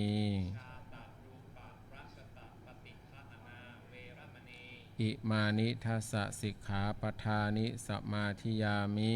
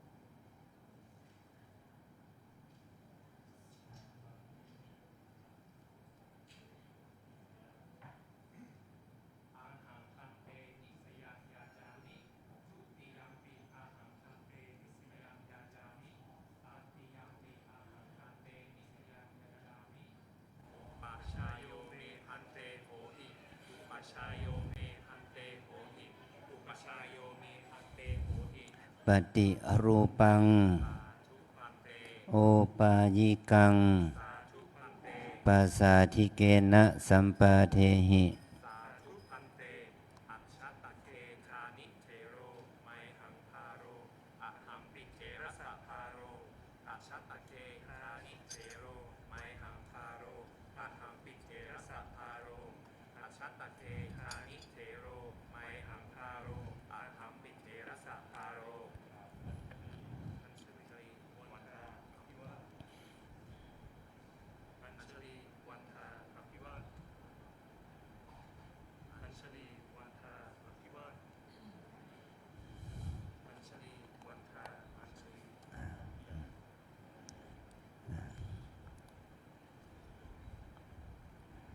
บัดนี้เธอทั้งสองได้เป็นสามเณรโดยสมบูรณ์แล้ว เมื่อเธอได้เปล่งวาจาขอรับเอาซึ่งพระรัตนตรัยว่าเป็นสรณะด้วยบทว่าตติยัมปิ สังฆังสรณังคัจฉามิ จบลง ต่อจากนั้นท่านศิลาจารย์นั้นก็ให้ศีล10 ข้อแก่เรา ว่าเราเป็นสามเณรให้มีสิกขาบทที่ต้องประพฤติปฏิบัติ10 ข้อในข้อ 1ก็เว้นจากการฆ่าสัตว์ตัดชีวิตเป็นต้นจนถึงข้อที่10คือเว้นจากการรับเงินรับทองเป็นของตนเป็นที่สุดบัดนี้เธอได้พ้นจากภาวะแห่งความเป็นคฤหัสถ์ชาวบ้านแล้วเธอได้พฤติตนเพื่อนุ่งห่มผ้าการสาวพัดมีบริขารบาจีวรครบแล้ว ที่จะประพฤติปฏิบัติเป็นข้อวัดพรหมจรรย์ในพระศาสนานี้ต่อไปนี่เธอได้มาเปล่งวาจาขอนิสัยว่าอาหังพันเตนิสยังยาจามิขอท่านจงให้นิสัยแก่ข้าพเจ้านิสัยแปลว่ากิริยาแห่งการพึ่งพิง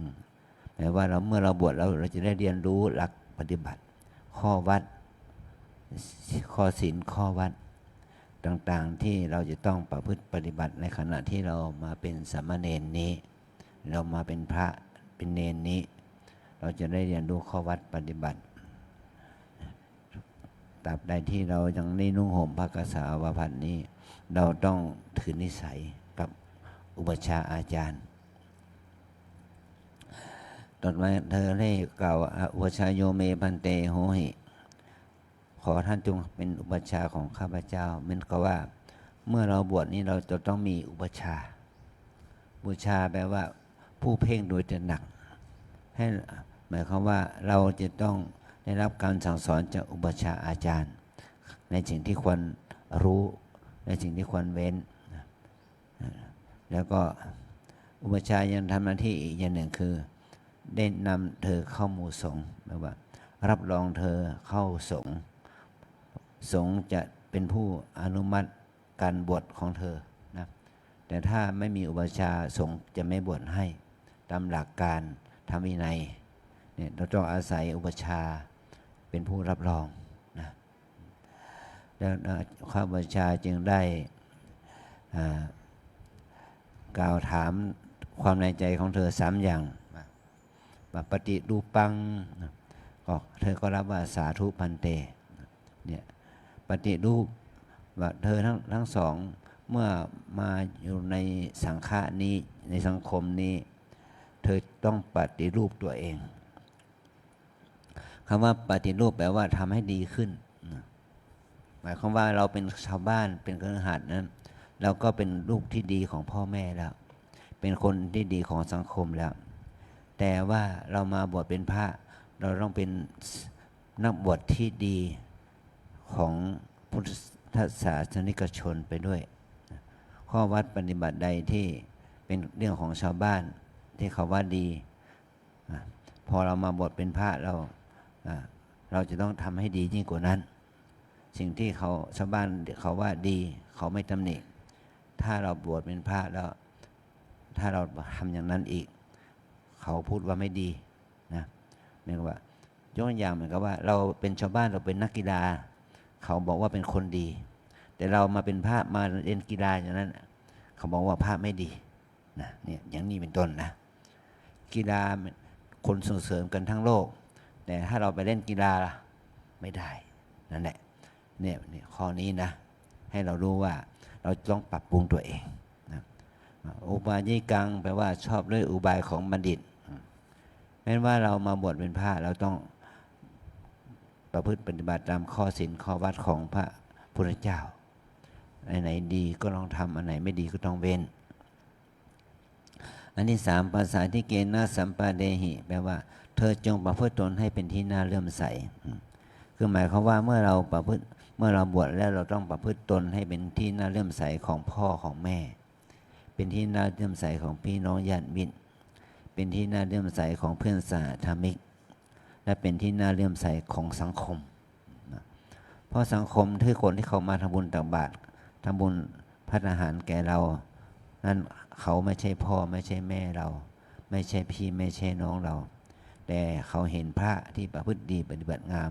เขาก็ศรัทธาเลื่อมใสเนี่ยให้เป็นที่ศรัทธาเลื่อมใสของสังคมไปด้วยกันต่อจากนั้นเธอได้กล่าวว่าอาชัตตเคธานิเทโรตั้งแต่บัดนี้ขอให้ตั้งแต่บัดนี้เป็นต้นไปเนี่ยขอท่านจง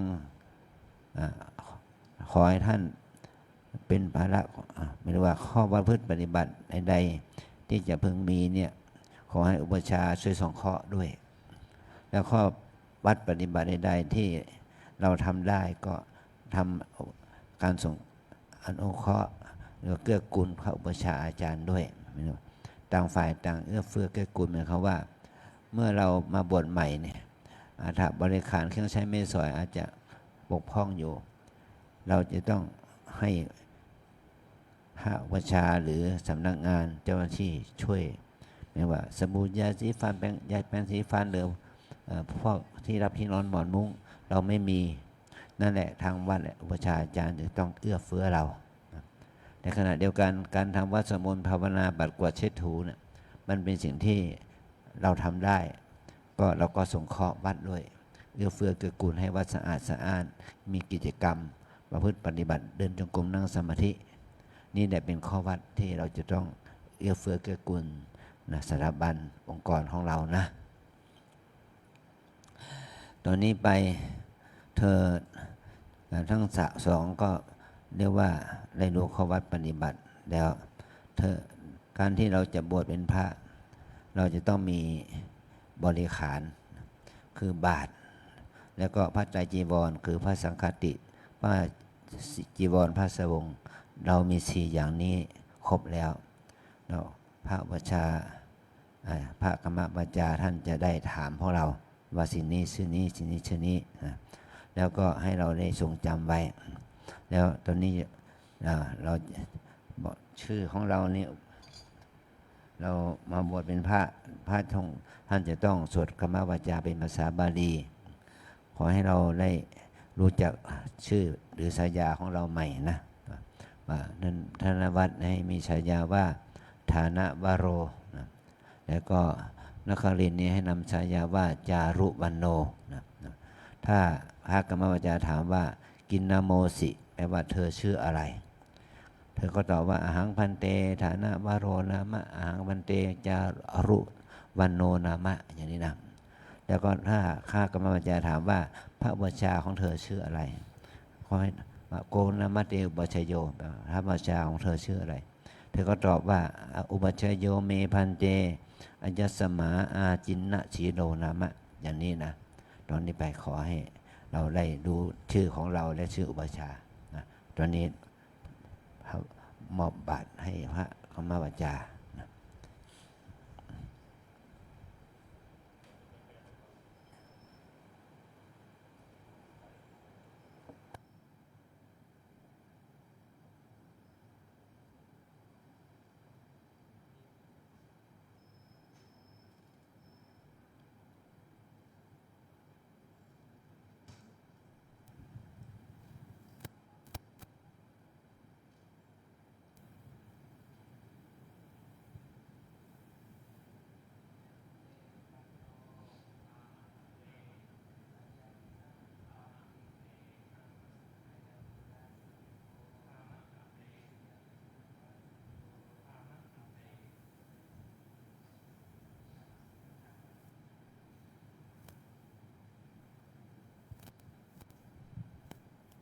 ยังบัดแล้วแต่เนอะตอนนี้ยังเป็นสามเณรอยู่นะ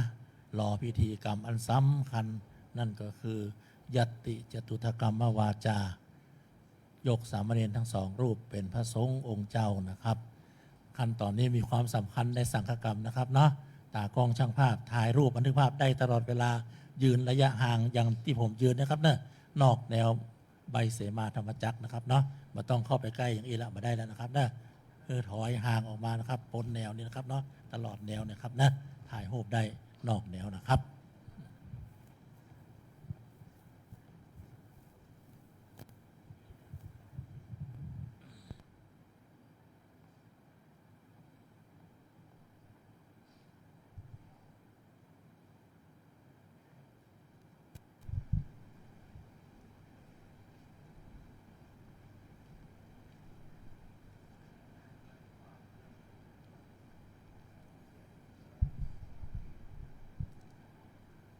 นะโมตัสสะภะคะวะโตอะระหะโตสัมมาสัมพุทธัสสะนะโมตัสสะภะคะวะโตอะระหะโตสัมมาสัมพุทธัสสะนะโมตัสสะภะคะวะโตอะระหะโตสัมมาสัมพุทธัสสะ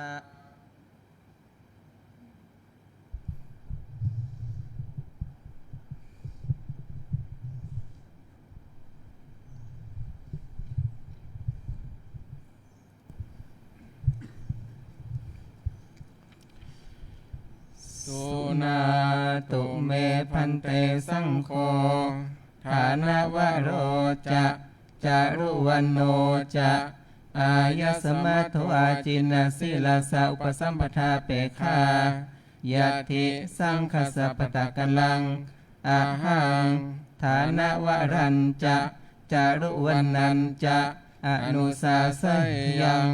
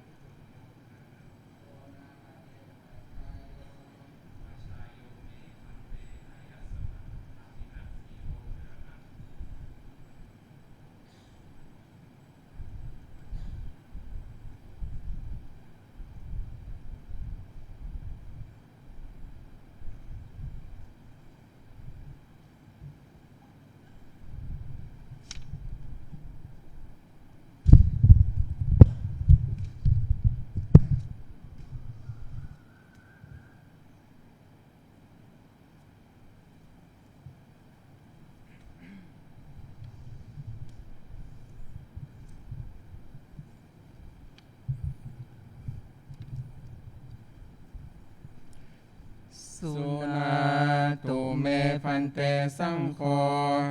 ฐานะ ฐาน ว ว โร ฐานวโรจะจารุวันโนจะอายสมะโตอาจินสิลาสะอุปสัมปทาเปคา อนุสิทธาเตมยายาติสังคสัปปตะกัลลัง ฐานวโร รัญจะ สารวโรจะ ฐา ฐาน น ว ว โร โร จะ จะ จารุวันโนจะอาคาชัยยุ งอาคัชทะเข้ามา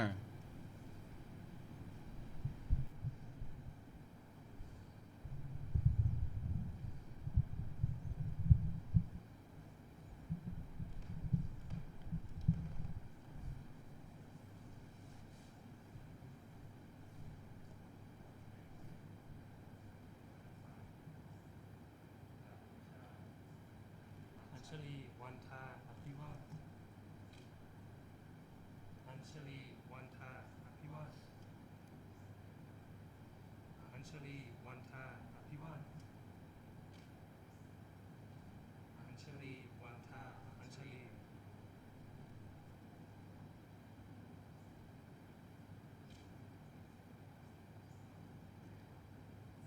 คัมพันเต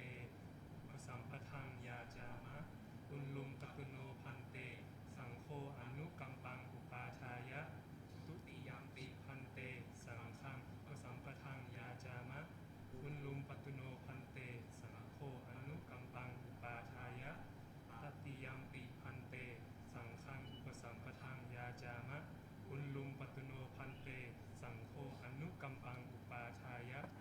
อิธานิโคอาวุโสอายัญจะ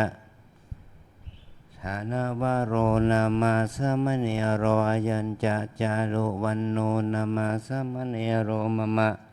อุปสัมปทาเบคาอุปสัมปทังอากังขมานาสังขังยาจันติ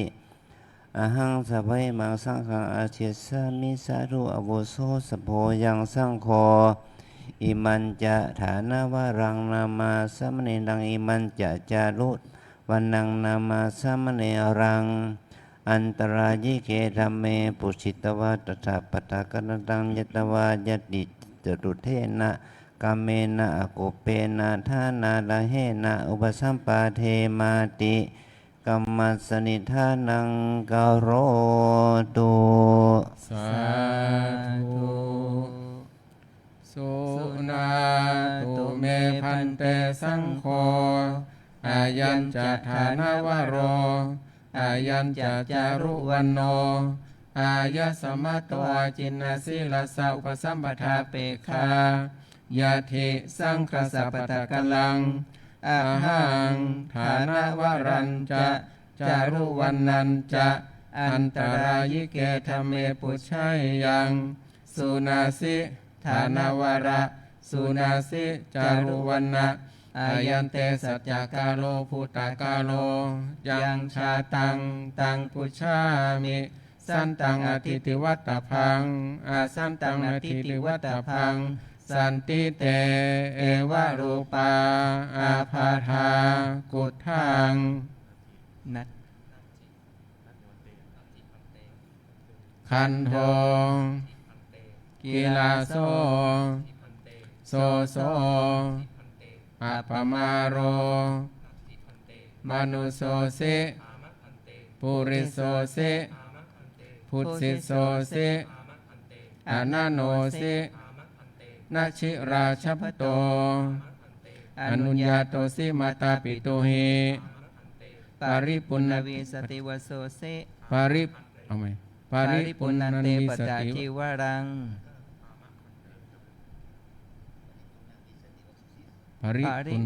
ปาริ ปาริปุณณวิสติวโสสิ เส ปาริปุณณันเตปตตาจิวรังกินาโมสิ อาหังพันเตจารุวันโนนามะ โกนามเตอุปัชฌายโย ปัชชายโยเมพันเตอายัสสมาอาชินะสีโรนามะ สุนาตุเมพันเตสังโฆอายัญจะฐานวโรอายัญจะจารุธรรมโมอายะสมะโตจินนสิลาสะอุปสัมปทาเปคาปาริสุทธานตรายิเกหิธรรมเมหิปาริปุณณามิเมสังปตตาจิวรังฐานวโรจะจารุวันโนจะสังขังอุปสัมปทังยาจันติอายะสมตาจินนสิเลนะอุปชาเยนะ ยะทิสังฆสัพพตะกัลลังสังโฆฐานวรัญจะจารุวันนันจะอุปสัมปทายะอายสมตาจินสีเลนอุปัชฌายเยนะเอสายติสุนาตุเมพันเตสังโฆอายัญจะฐานวโรอายัญจะจารุวันโนอายสมโตจินสีลสาวปสัมปทาเปคาปาริสุทธานตารายิเกหิธรรมเมหิปาริปุณณามิเมสังปตตาจิวรังฐานวโรจะจารุวันโนจะสังขังอุปสัมปทังยาจันติอายสมตาจินสีเลนุปัชฌายเยนะสังโฆฐานวรัญจะจารุวันนันจะอุปสัมปเทติอายสมตาจินสีเลนุปัชฌายเยนะยัสสายสมโตขมติฐานวรสัจจะจารุวันนสัจจะอุปสัมปทาอายสมตาจินสีเลนุปัชฌายเยนะโสตุนหัสสะยสนคมติโสภาสยะทุติยัมปิเอตัมมทังวทามิสุนาตุเมพันเตสังโฆอายัญจะฐานวโรอายัญจะจารุวันโนอายสมโตจินสีลสาวปสัมปทาเปคาปาริสุทธานตารายิเกหิธรรมเมหิปาริปุณณามิเมสังปตตาจิวรังฐานวโรจะจารุวันโนจะสังขังอุปสัมปทังยาจันติอายสมตาจินสีเลนุปัชฌายเยนะสังโฆฐานวรัญจะจารุวันนันจะอุปสัมปเทติอายสมตาจินสีเลนุปัชฌายเยนะยัสสายสมโตขมติฐานวรสัจจะจารุวันนสัจจะอุปสัมปทาอายสมตาจินสีเลนุปัชฌายเยนะโสตุนหัสสะยสนคมติโสภาสยะตติยัมปิเอตัมมทังวทามิสุนาตุเมพันเตสังโฆอายัญจะฐานวโรอายัญจะจารุวันโนอายสมโตจินสีลสาวปสัมปทาเปคาปาริสุทธานตารายิเกหิธรรมเมหิปาริปุณณามิเมสังปตตาจิวรังฐานวโรจะจารุวันโนจะสังขังอุปสัมปทังยาจันติอายสมตาจินสีเลนุปัชฌายเยนะสังโฆฐานวรัญจะจารุวันนันจะอุปสัมปเทติอายสมตาจินสีเลนุปัชฌายเยนะยัสสายสมโตขมติฐานวรสัจจะจารุวันนสัจจะอุปสัมปทาอายสมตาจินสีเลนุปัชฌายเยนะโสตุนหัสสะยสนคมติโสภาสยะอุปสัมปันนาสังเคนะฐานวโรจะจารุวันโนจะอายสมตาจินสีเลนุปัชฌายเยนะขมติสังคสะตัสมาตุนหิเอวะเมตังทารยามิ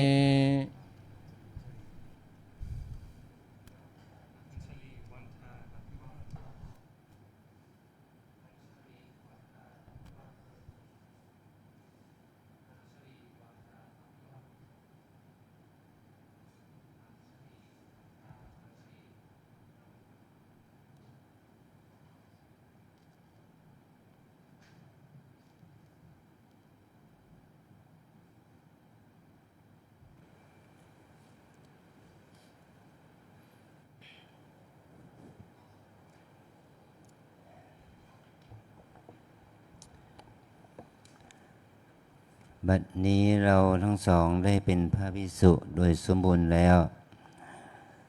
โดยสงฆ์จำนวน15 รูปได้ลงมติตามยติเจตุรกรรมวาจา ได้สมมุติท่านทั้งสองขึ้นเป็นพระภิกษุในพระพุทธศาสนาตามพระธรรมวินัยนี้เวลา 14:28 นาทีเธอทั้งสองก็ได้ชื่อว่าเป็นพระภิกษุที่มีศีลมีอาจาระเสมอเหมือนกับภิกษุทั้งหลายเพราะว่าเรานั้นจะต้องประพฤติปฏิบัติตามศีลตามอาจาระตามหัวข้อปฏิบัติเหมือนกับภิกษุเก่าแก่ปฏิบัติมาจนถึงปัจจุบันนี้นะองค์พระสัมมาสัมพุทธเจ้าได้ทรงบัญญัติให้พระอุปัชฌาย์ได้สอนอนุศาสตร์คือธรรมที่ควรรู้สำหรับพระนวกะผู้บวชใหม่อยู่8ประการคือเป็นนิสัย4เป็นกรณียกิจ4อย่างเป็นสิ่งที่ควรทำตลอดชีวิตที่เราบวชเป็นพระอันที่สองอากรณียกิจ4เป็นสิ่งที่เราควรเว้นตลอดที่เรายังบวชเป็นพระนี่เราต้องเว้นเป็นสิ่งที่ไม่ควรทำ4ประการสิ่งที่ควรทำ4อย่างนี้นิสัยเนี่ยนี่เราเรียก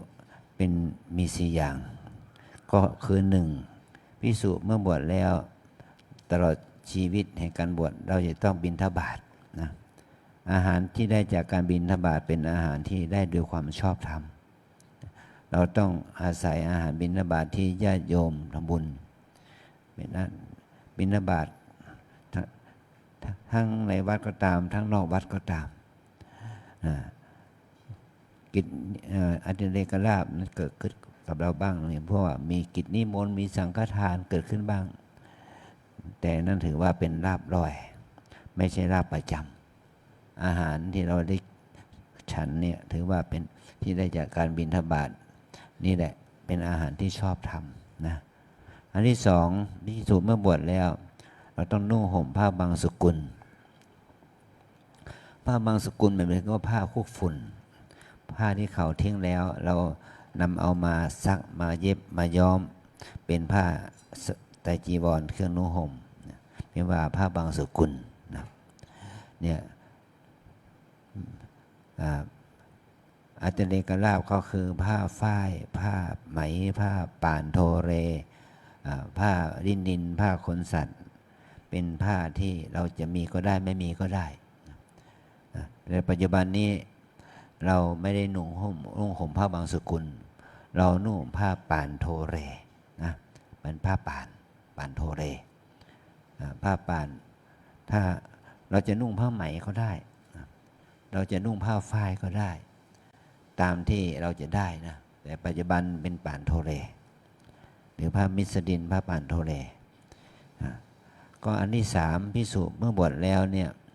เราออกจากครอบครัวออกจากบ้านจากเรือนมาแล้วเราทิ้งบ้านทิ้งเรือนแล้วที่อยู่ที่อาศัยของเราก็คืออยู่โคนต้นไม้อยู่ใต้ต้นไม้แต่ปัจจุบันนี้เราเรียกว่าเรามีเสนาสนะที่มั่นคงถาวรมีกุฏิมีศาลามีโบสถ์มีวิหาร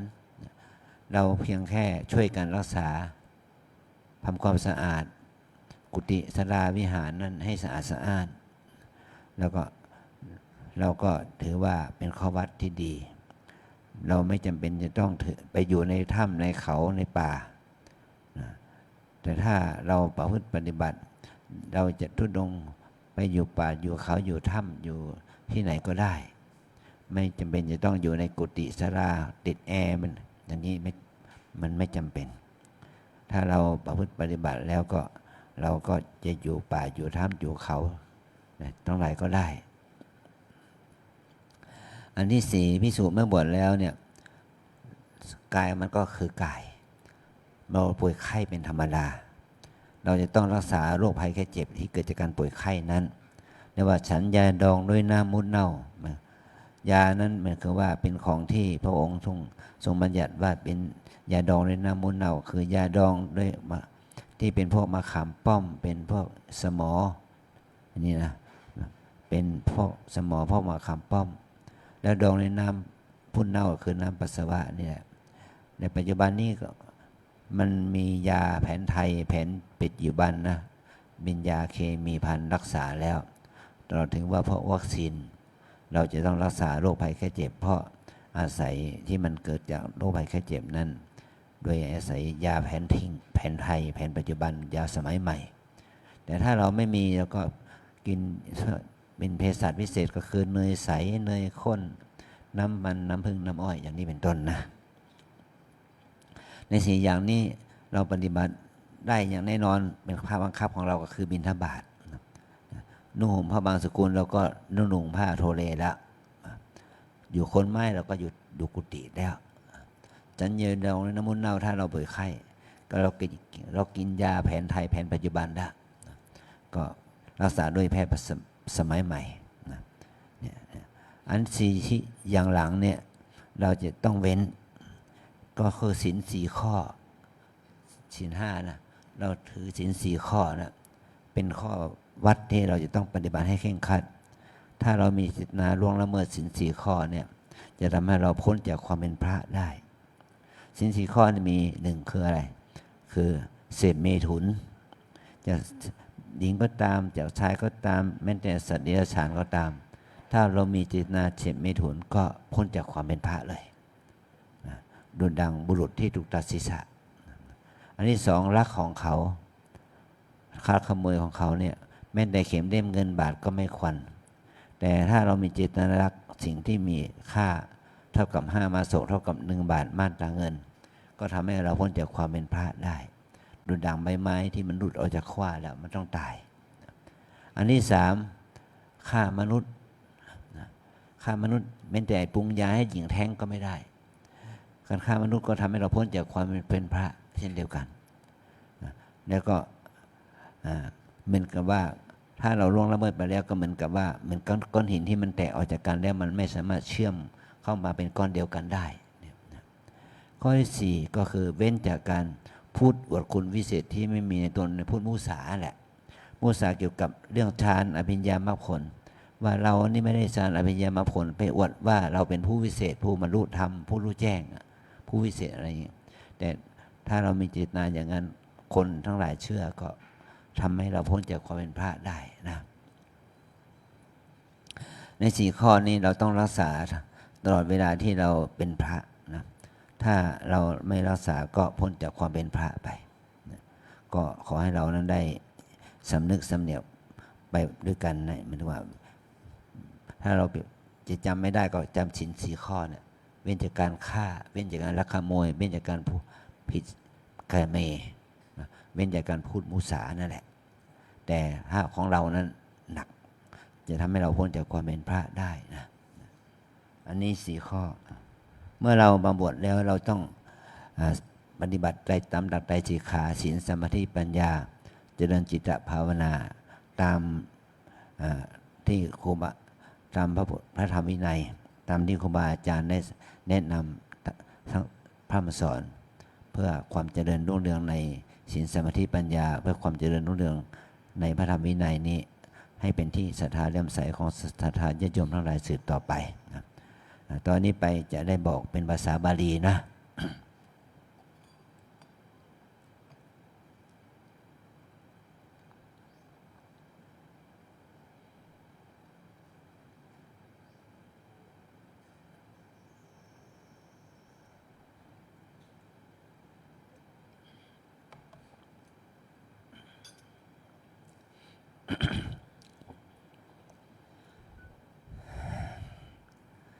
อนัญญาสิโฆภาควาบสัมปะเจตวาจัตตารโรนิสเยจัตตาริจะอักรณิยานิอาจิกิตุงบินดิยาโลบโภชนังนิสายะปปชาตัตถาโวยาวาชีวังอุสาโหกรณิโยอาติเรกลาโภสังฆปตังอุเทสปตังนิมันตนังสรากปตังปักกิกังอุโปสริกังปาติปฏิกังบังสกุลาชีวรังนิสายะปปชาตัตถาโวยาวาชีวังอุสาโหกรณิโยอาติเรกลาโภวิโคมังกปาสิกังโกสยังกัมบลังสานังพังคังรุกขโมลาเสนาสนังนิสายะปปชาตัตถาโวยาวาชีวังอุสาโหกรณิโยอาติเรกลาโภวิหารโรอัฏฐโยโคปัสสะโทหามยังคุหาปุติมุตตะเพสัชังนิสายะปปชา ตัทธโวยาวาชีวังอุสโหกราริโยอาเดเรกลาโพสัพปินภันิตังเตนังมัทุพานิตังอุปสัมปันเนนะภิกขุนาเมตโนธัมโมนะมนะเปนิเสมิตโพธรรมโสติราชานะกตายาปิโยภิกขุเมตนังธัมมังปฏิเสวัติอัสสมโนโหติอัสสกยาปุติโยสยถาปีนามาปุริโสสิสสิโนโพธินาสริดาภานินาชีวิตุงเอวะเมวะภิกขุเมตุนังธัมมังปฏิเสมิตวาอัสสมโนโหติอัสสกยาปุติโยตังโวยาวะชีวังอาการณียังอุปสัมปันเนนะภิกขุนาอาทินังทยาสังฆตังนาทาตพันธรรมโสตินาสดากาอุปาทายะ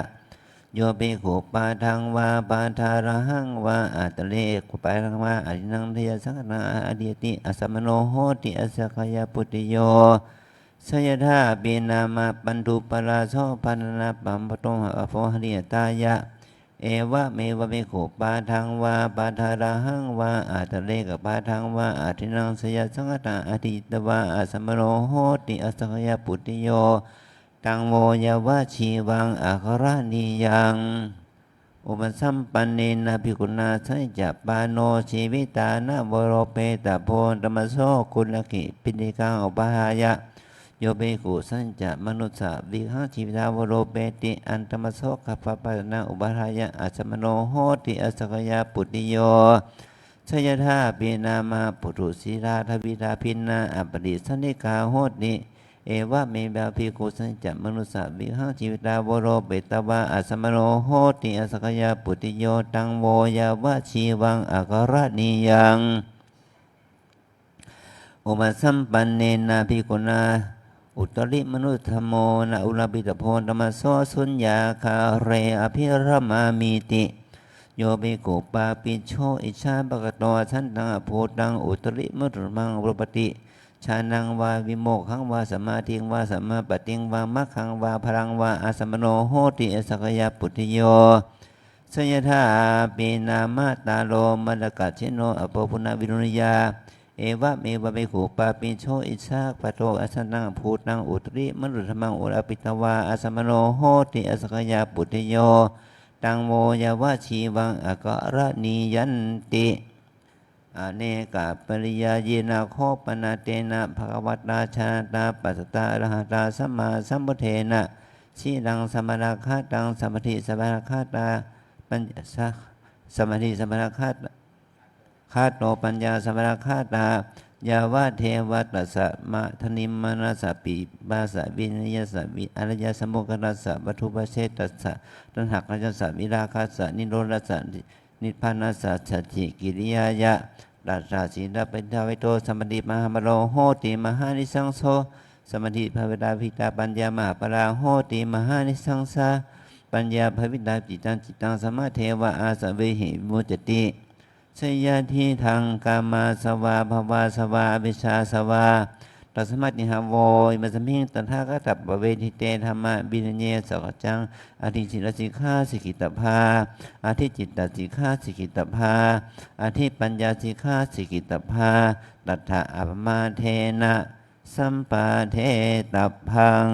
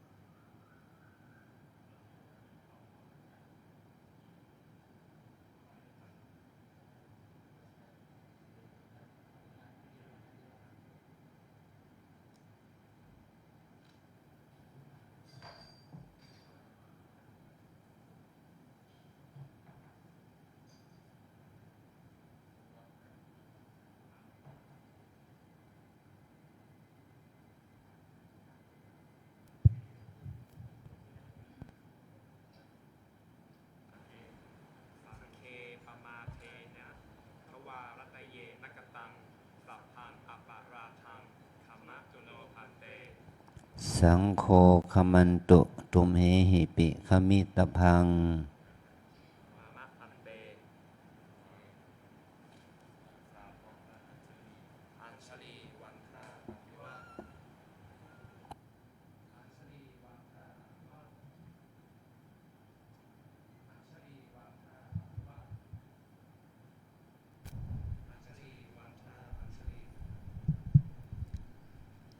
ที่6ที่7ทับ2568ฉายาบัตรสัมพุทธัสสะปรินิพพานโตปะรังเบื้องหน้าแต่พุทธปรินิพพานพระพุทธศาสนายุคการล่วงแล้วได้ 2,568 พรรษาปัจจุบันสมัยวันที่ 9 เดือนมีนาคมตรงกับวันที่ 1 อาทิตย์ขึ้น 11 ค่ำเดือน 4 ปีมะโรงประชุมสงฆ์15 รูปณพัทสีมาวัดร่ำเปิงตะโปธารามอำเภอเมืองจังหวัดเชียงใหม่โดยมีท่านเจ้าคุณพระอาจารย์พระภาวนาธรรมาภิรัตน์วิปัสสนาวัดร่ำเปิงตะโปธารามพระอุปชายะพระครูวินัยธรอินจันทร์กันโตภาโสวัดร่ำเปิงตะโปธารามพระกรรมวาจาจารย์พระสมุอำนวยศีลศีระสังวโรวัดร่ำเปิงตะโปธารามพระอนุสาวนาจารย์โดยได้ให้บรรพชาอุปสมบทแด่นายทวัชชัยทเนศวโรดมอายุ25 ปีได้ฉายาว่าฐานะวโรได้บรรพชาอุปสมบทแด่นายณครินทร์มาชมอายุ 24 ปีได้ฉายาว่าจารุวรรณโนสำเร็จความเป็นภิกษุในเวลา 14:28 นาทีขอจงเจริญด้วยศีลสุตตาธิคุณและทีฆายุสุขสิริสวัสดิ์งอกงามไพบูรณ์ในพระบวรพุทธศาสนาทุกทิวาราตรีการเทินตรงนามพระภาวนาธรรมภิรัตน์พระอุปชายะ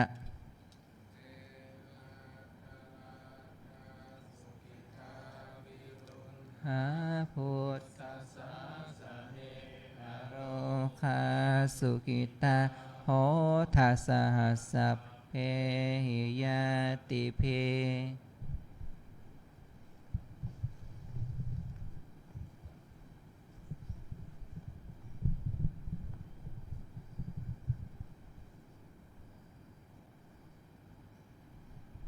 กาดานิยามันทาโกสะเนนายันตังสันตังปะทังอาภิสะเมจัสสะโกโอสุจะจะโสวาโจจะสะโมโดอานาติมานิสันตุสะโกจะโสภาโรจะอาปะกิโจจะสันละหุกาวุติสันตินดาริโย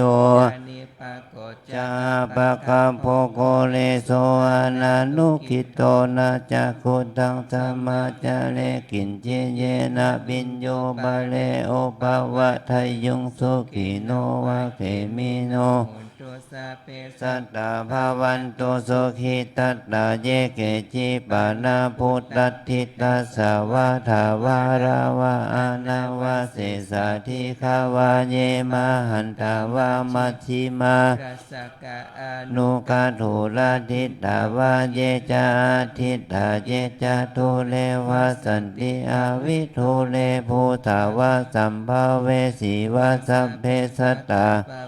โตสุขิตัตตะนะปาโรปารานิกุปเปตานาติมันเยทากันทาจินังกินจิบายานุสนาปฏิฆาสัญญานัญญมัญญสัทธุขามิจฉยมัตตายะธานิยังพุทธัง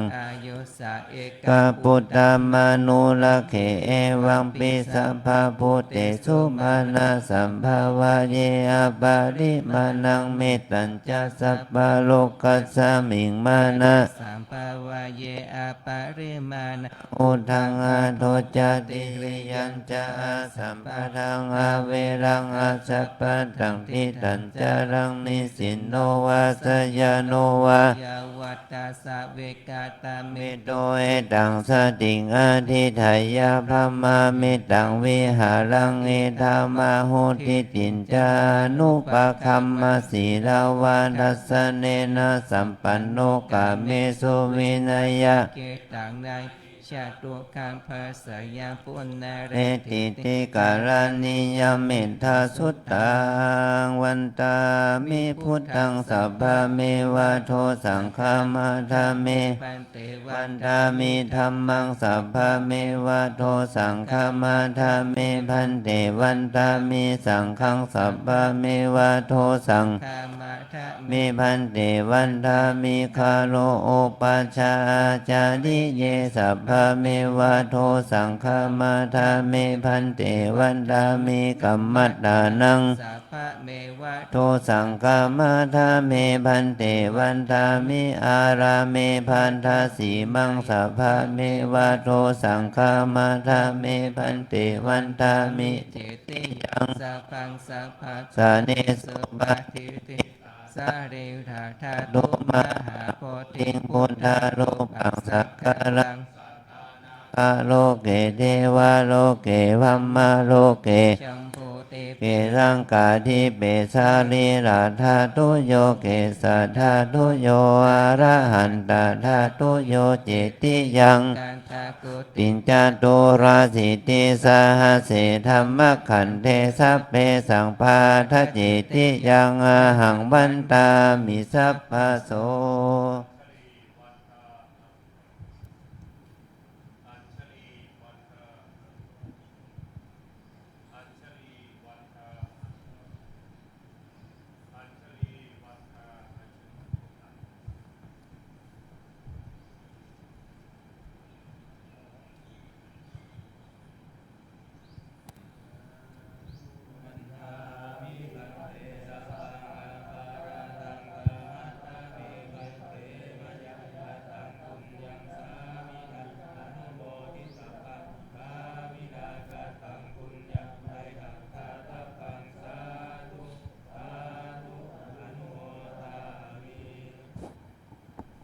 จัตตารโอธรรมาวัฏันติอายุวันโนสุขังภะลัง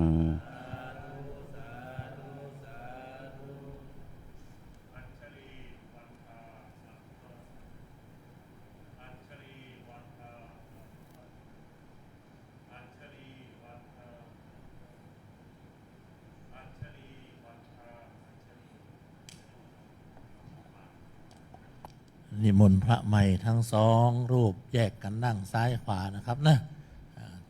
สองฝั่งสองฝากนะครับเนาะเพื่อความสะดวกในการที่จะบันทึก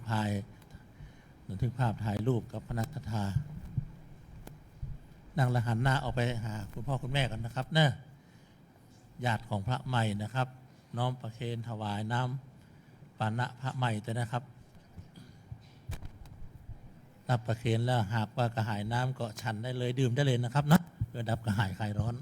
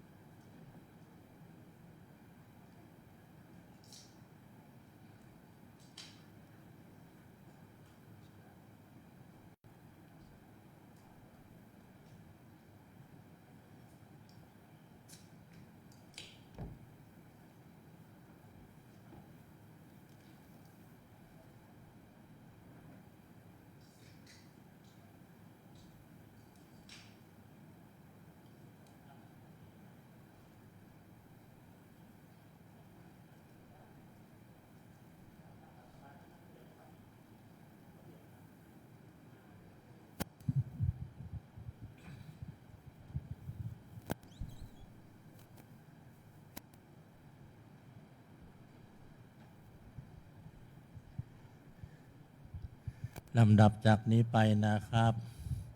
จะเป็นการถวายจตุปัจจัยทายธรรมทั้งหมดทั้งมวลในพิธีบรรพชา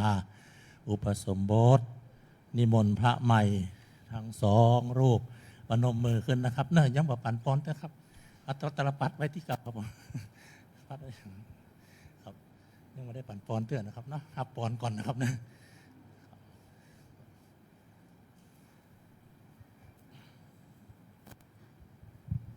นิมนต์พระใหม่ทั้งสองรูปปนมมือขึ้นนะครับหันหน้าไปด้านพระอุปชาพร้อมศรัทธาสาธุชนทุกคนทุกท่านปนมมือขึ้นนะครับกล่าวคำบุพภาคาถาตั้งนะโมถวายจตุปัจจัยทายธรรมพร้อมกันณบัดนี้อันธรรมยังพุทธัสสะภะคะวะโตปุพพภาคณมกาลังกะโรมะเสนะโมตัสสะภะคะวะโตอะระหะโตสัมมาสัมพุทธัสสะนะโมตัสสะภะคะวะโตอะระหะโตสัมมาสัมพุทธัสสะนะโมตัสสะภะคะวะโตอะระหะโตสัมมาสัมพุทธัสสะเชิญกล่าวตามผมนะครับอิมานิ อิมานิ มะยังพันเต มะยังพันเต จตุปัจจยาทีนี้ จตุปัจจยาทีนี้ สัปปริวารานิ สัปปริวารานิ ภิกขุสังคัสสะ ภิกขุสังคัสสะ โอโนชยามะ โอโนชยามะ สาธุโนพันเต สาธุโนพันเต ภิกขุสังโฆ ภิกขุสังโฆ อิมานิ อิมานิ จตุปัจจยาทีนี้ จตุปัจจยาทีนี้ สัปปริวารานิ สัปปริวารานิ ปฏิคันหาตุ ปฏิคันหาตุ อัมหากัง อัมหากัง ทีคารตัง ทีฆรตัง หิตายะ หิตายะ สุขายะ สุขายะ ข้าแต่พระภิกษุสงฆ์ผู้เจริญ ข้าแต่พระภิกษุสงฆ์ผู้เจริญ ข้าพระเจ้าทั้งหลาย ข้าพเจ้าทั้งหลาย ขอน้อมถวาย ขอน้อมถวาย จตุปัจจัย จตุปัจจัย ไทยธรรม ไทยธรรม พร้อมบริวารทั้งหลายเหล่านี้ พร้อมบริวารทั้งหลายเหล่านี้ แก่พระภิกษุสงฆ์ แก่พระภิกษุสงฆ์ ขอพระภิกษุสงฆ์ ขอพระภิกษุสงฆ์ โปรดจงรับ โปรดจงรับ จตุปัจจัย จตุปัจจัย ไทยธรรม ไทยธรรม พร้อมบริวารทั้งหลายเหล่านี้ พร้อมบริวารทั้งหลายเหล่านี้ ของข้าพเจ้าทั้งหลาย ของข้าพเจ้าทั้งหลาย เพื่อประโยชน์ เพื่อประโยชน์ และความสุข และความสุข แก่ข้าพเจ้าทั้งหลาย แก่ข้าพเจ้าทั้งหลาย แก่ญาติทั้งหลาย แก่ญาติทั้งหลาย มีมารดาบิดาเป็นต้น มีมารดาบิดาเป็นต้น ตลอดกาลละนานเทิ ตลอด น กาลและนานเธอญ สาธุ เบื้องต้นเชิญคุณพ่อน้อมถวายบูชากันพระพุทธวางบนพานเลยนะครับเนาะอธิษฐานวางบนพานเลยครับ พระใหม่ทั้งสองรูปนะครับมาหาพระอุปชานะครับน้อมถวายทายทานทั้งสองชุดที่ท่านเป็นเจ้าภาพนะครับนะครับคนละชุดแล้วก็ได้นะครับเนาะพอแยกกันแล้วเรียบร้อยแล้วนะครับแยกคนละชุด ช่วยกันช่วยกัน ชุดนี้ตัวนะครับ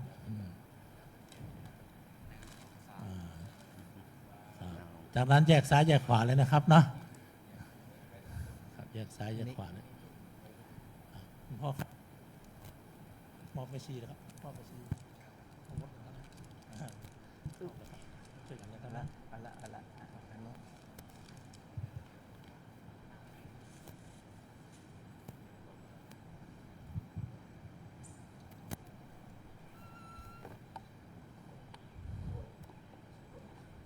น้อมทั้งประเคนถวายเรียบร้อยนิมนต์พระใหม่ครับนั่งที่เดิมนะครับหันหน้าไปด้านพระอุปชาเหมือนเดิมนะครับเนาะเตรียมน้ำหยาดน้ำกรวดไปเลยนะครับเนาะคณะสัทธาสาธุชนทุกคนทุกท่านนะครับเตรียมน้ำหยาดน้ำกรวดพร้อมรับฟังสัมโมทนียกถาและอนุโมทนากถาจากพระอุปชาครับ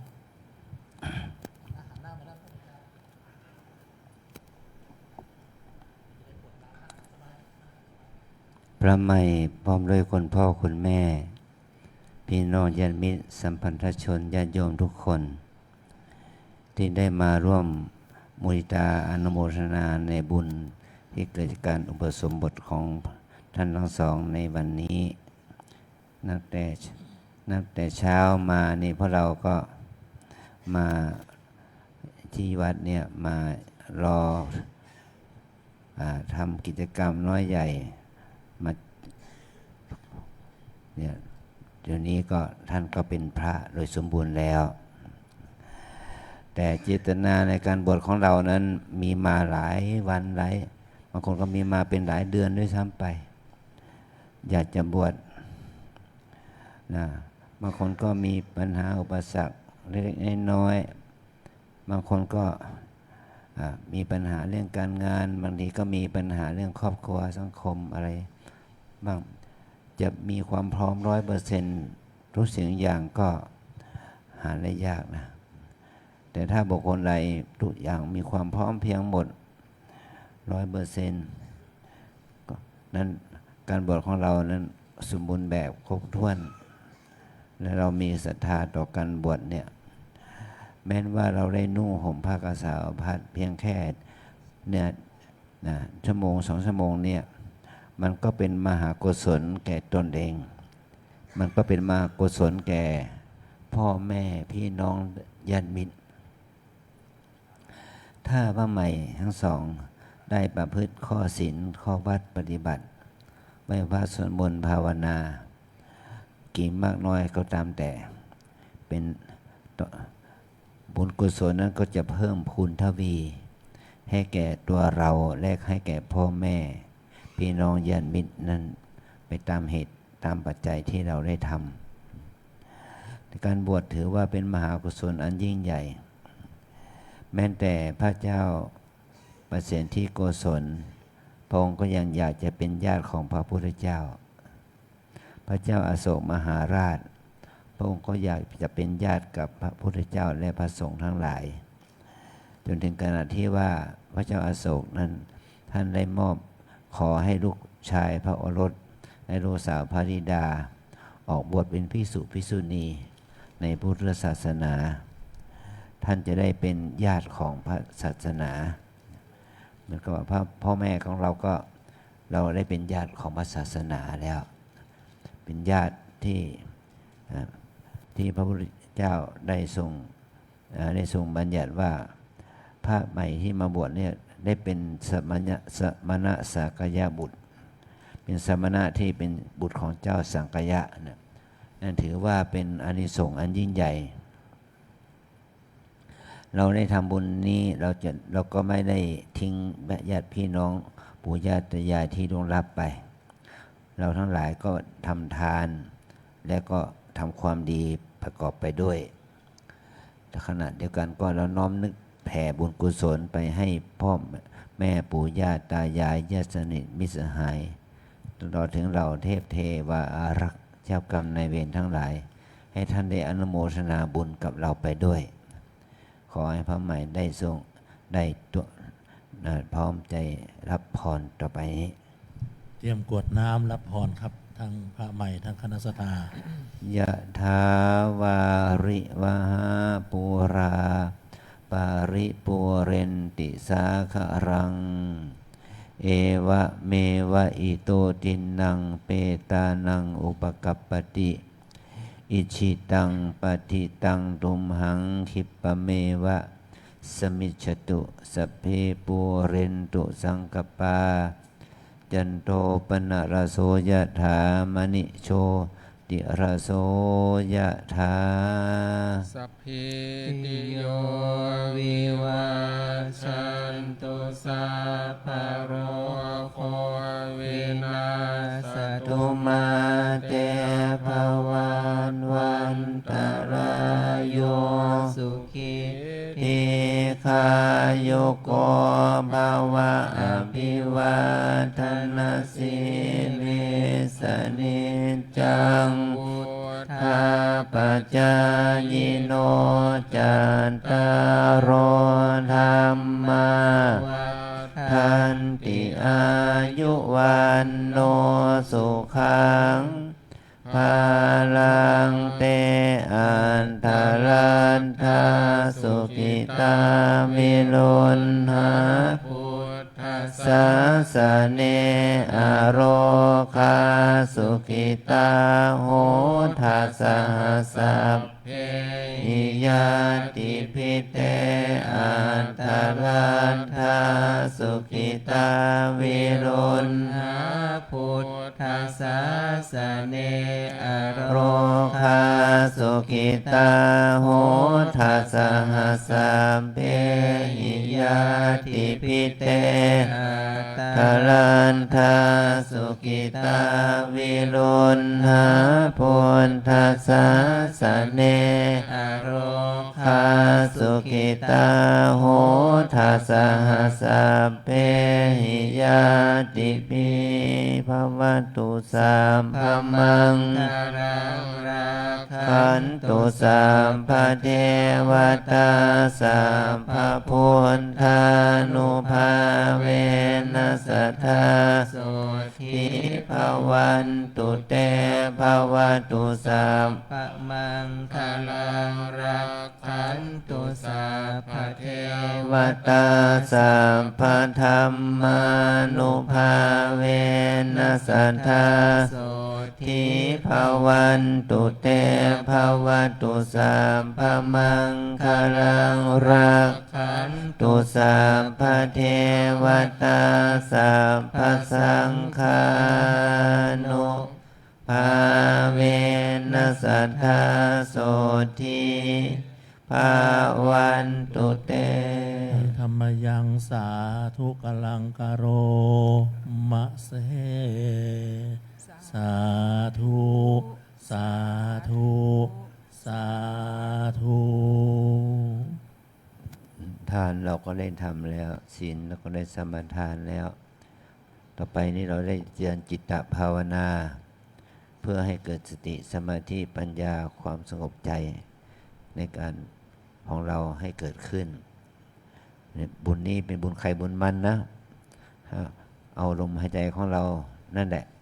มาเอามาเป็นที่ตั้งของบุญหายใจเข้าก็รู้ว่าเข้า หายใจออกก็รู้ว่าออกหายใจเข้ายาวออกยาวก็ให้รู้ว่าเข้ายาวออกยาวหายใจเข้าสั้นออกสั้นก็รู้ว่าหายใจเข้าสั้นออกสั้น3 หน 5 หน 7 หนก็เป็นกุศลได้ ขอให้เราได้ตั้งใจทำชั่วขณะหนึ่งนะขออนุโมทนา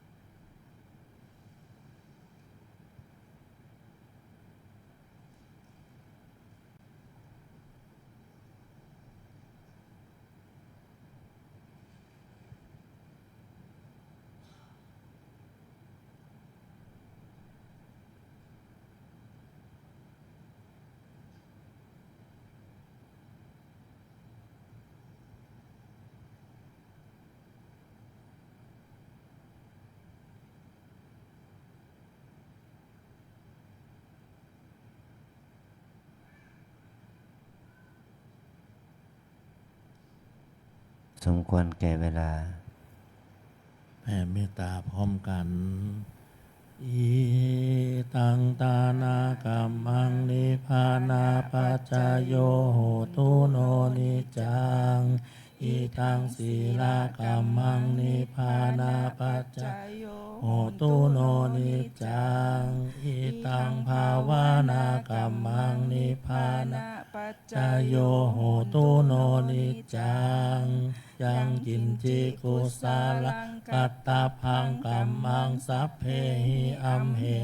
กาตังปุญญังโนอานุโมทันตุ สุนันตุ โอนโตเยเทวาอาสามิงขาเนอาทิคาตาทิคา ยุ กา สัทธาโหนตุสัพพะสัตตาสุขีอัตตานังปาริหา รัน ตุมาตาปิตาสุขีตาโหนตุทุกขาปามุจจันตุ สัพเพ ยาตากาสุขีตาโหนตุทุกขาปามุจจันตุสัพเพอายาตา กาสุ ขีตาโหนตุทุกขาปะมุจจันตุสัพเพปิสาสัพเพยัคฆา สัพเพ เปตาสุขีตาโหนตุทุกขาปะมุจจันตุสัพเพนัคขตาสุขีตาโหนตุทุกขาปะมุจจันตุสัพเพเทวา สุขิตา โหนตุทุกขาปามุจจันตุสัพเพอาจาริโยปัชฌายา สุขิ ตาโหนตุทุกขาปามุจจันตุสัพพาสัมปัตติโยชาชันตุโวเกินศรัทธาสาธุชนทุกท่านวันทาน้อย ขอสุมาพระอุปชฌาย์พระสงฆ์องค์เจ้านะครับ สาธุวันตามิพันเตสัพพังอาปาระทังคามาทาเมพันเตมายากาตังปุญญังสามินาอนุโมทิตาพังสามินากาตังปุญญังไมหังทาตาพังสาธุสาธุอนุโมทามิ จัตตารโอธรรมาวัฏันติอายุวันโนสุขังภะลัง สาธุสาธุสาธุเชิญกราบพระสงฆ์พร้อมกันนะครับ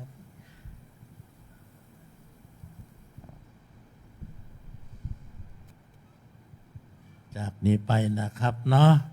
คุณพ่อคุณแม่เจ้าภาพเจ้าศรัทธาจะได้รับปอนจากตุเจ้าใหม่นะครับเนอะ ตุเจ้าใหม่หันหน้ามาหาคุณพ่อคุณแม่นะครับ หลังจากกลับพระอุปชฌาย์เสร็จสับเป็นที่เรียบร้อย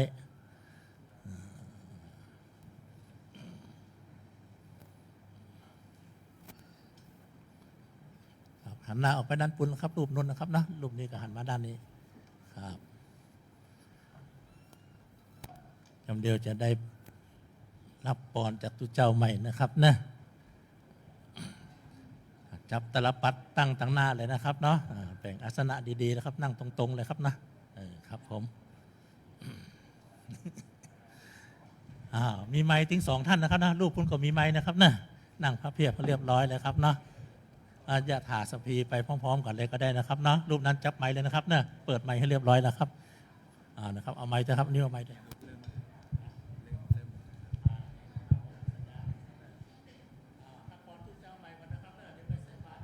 ฮัลโหล ฮัลโหล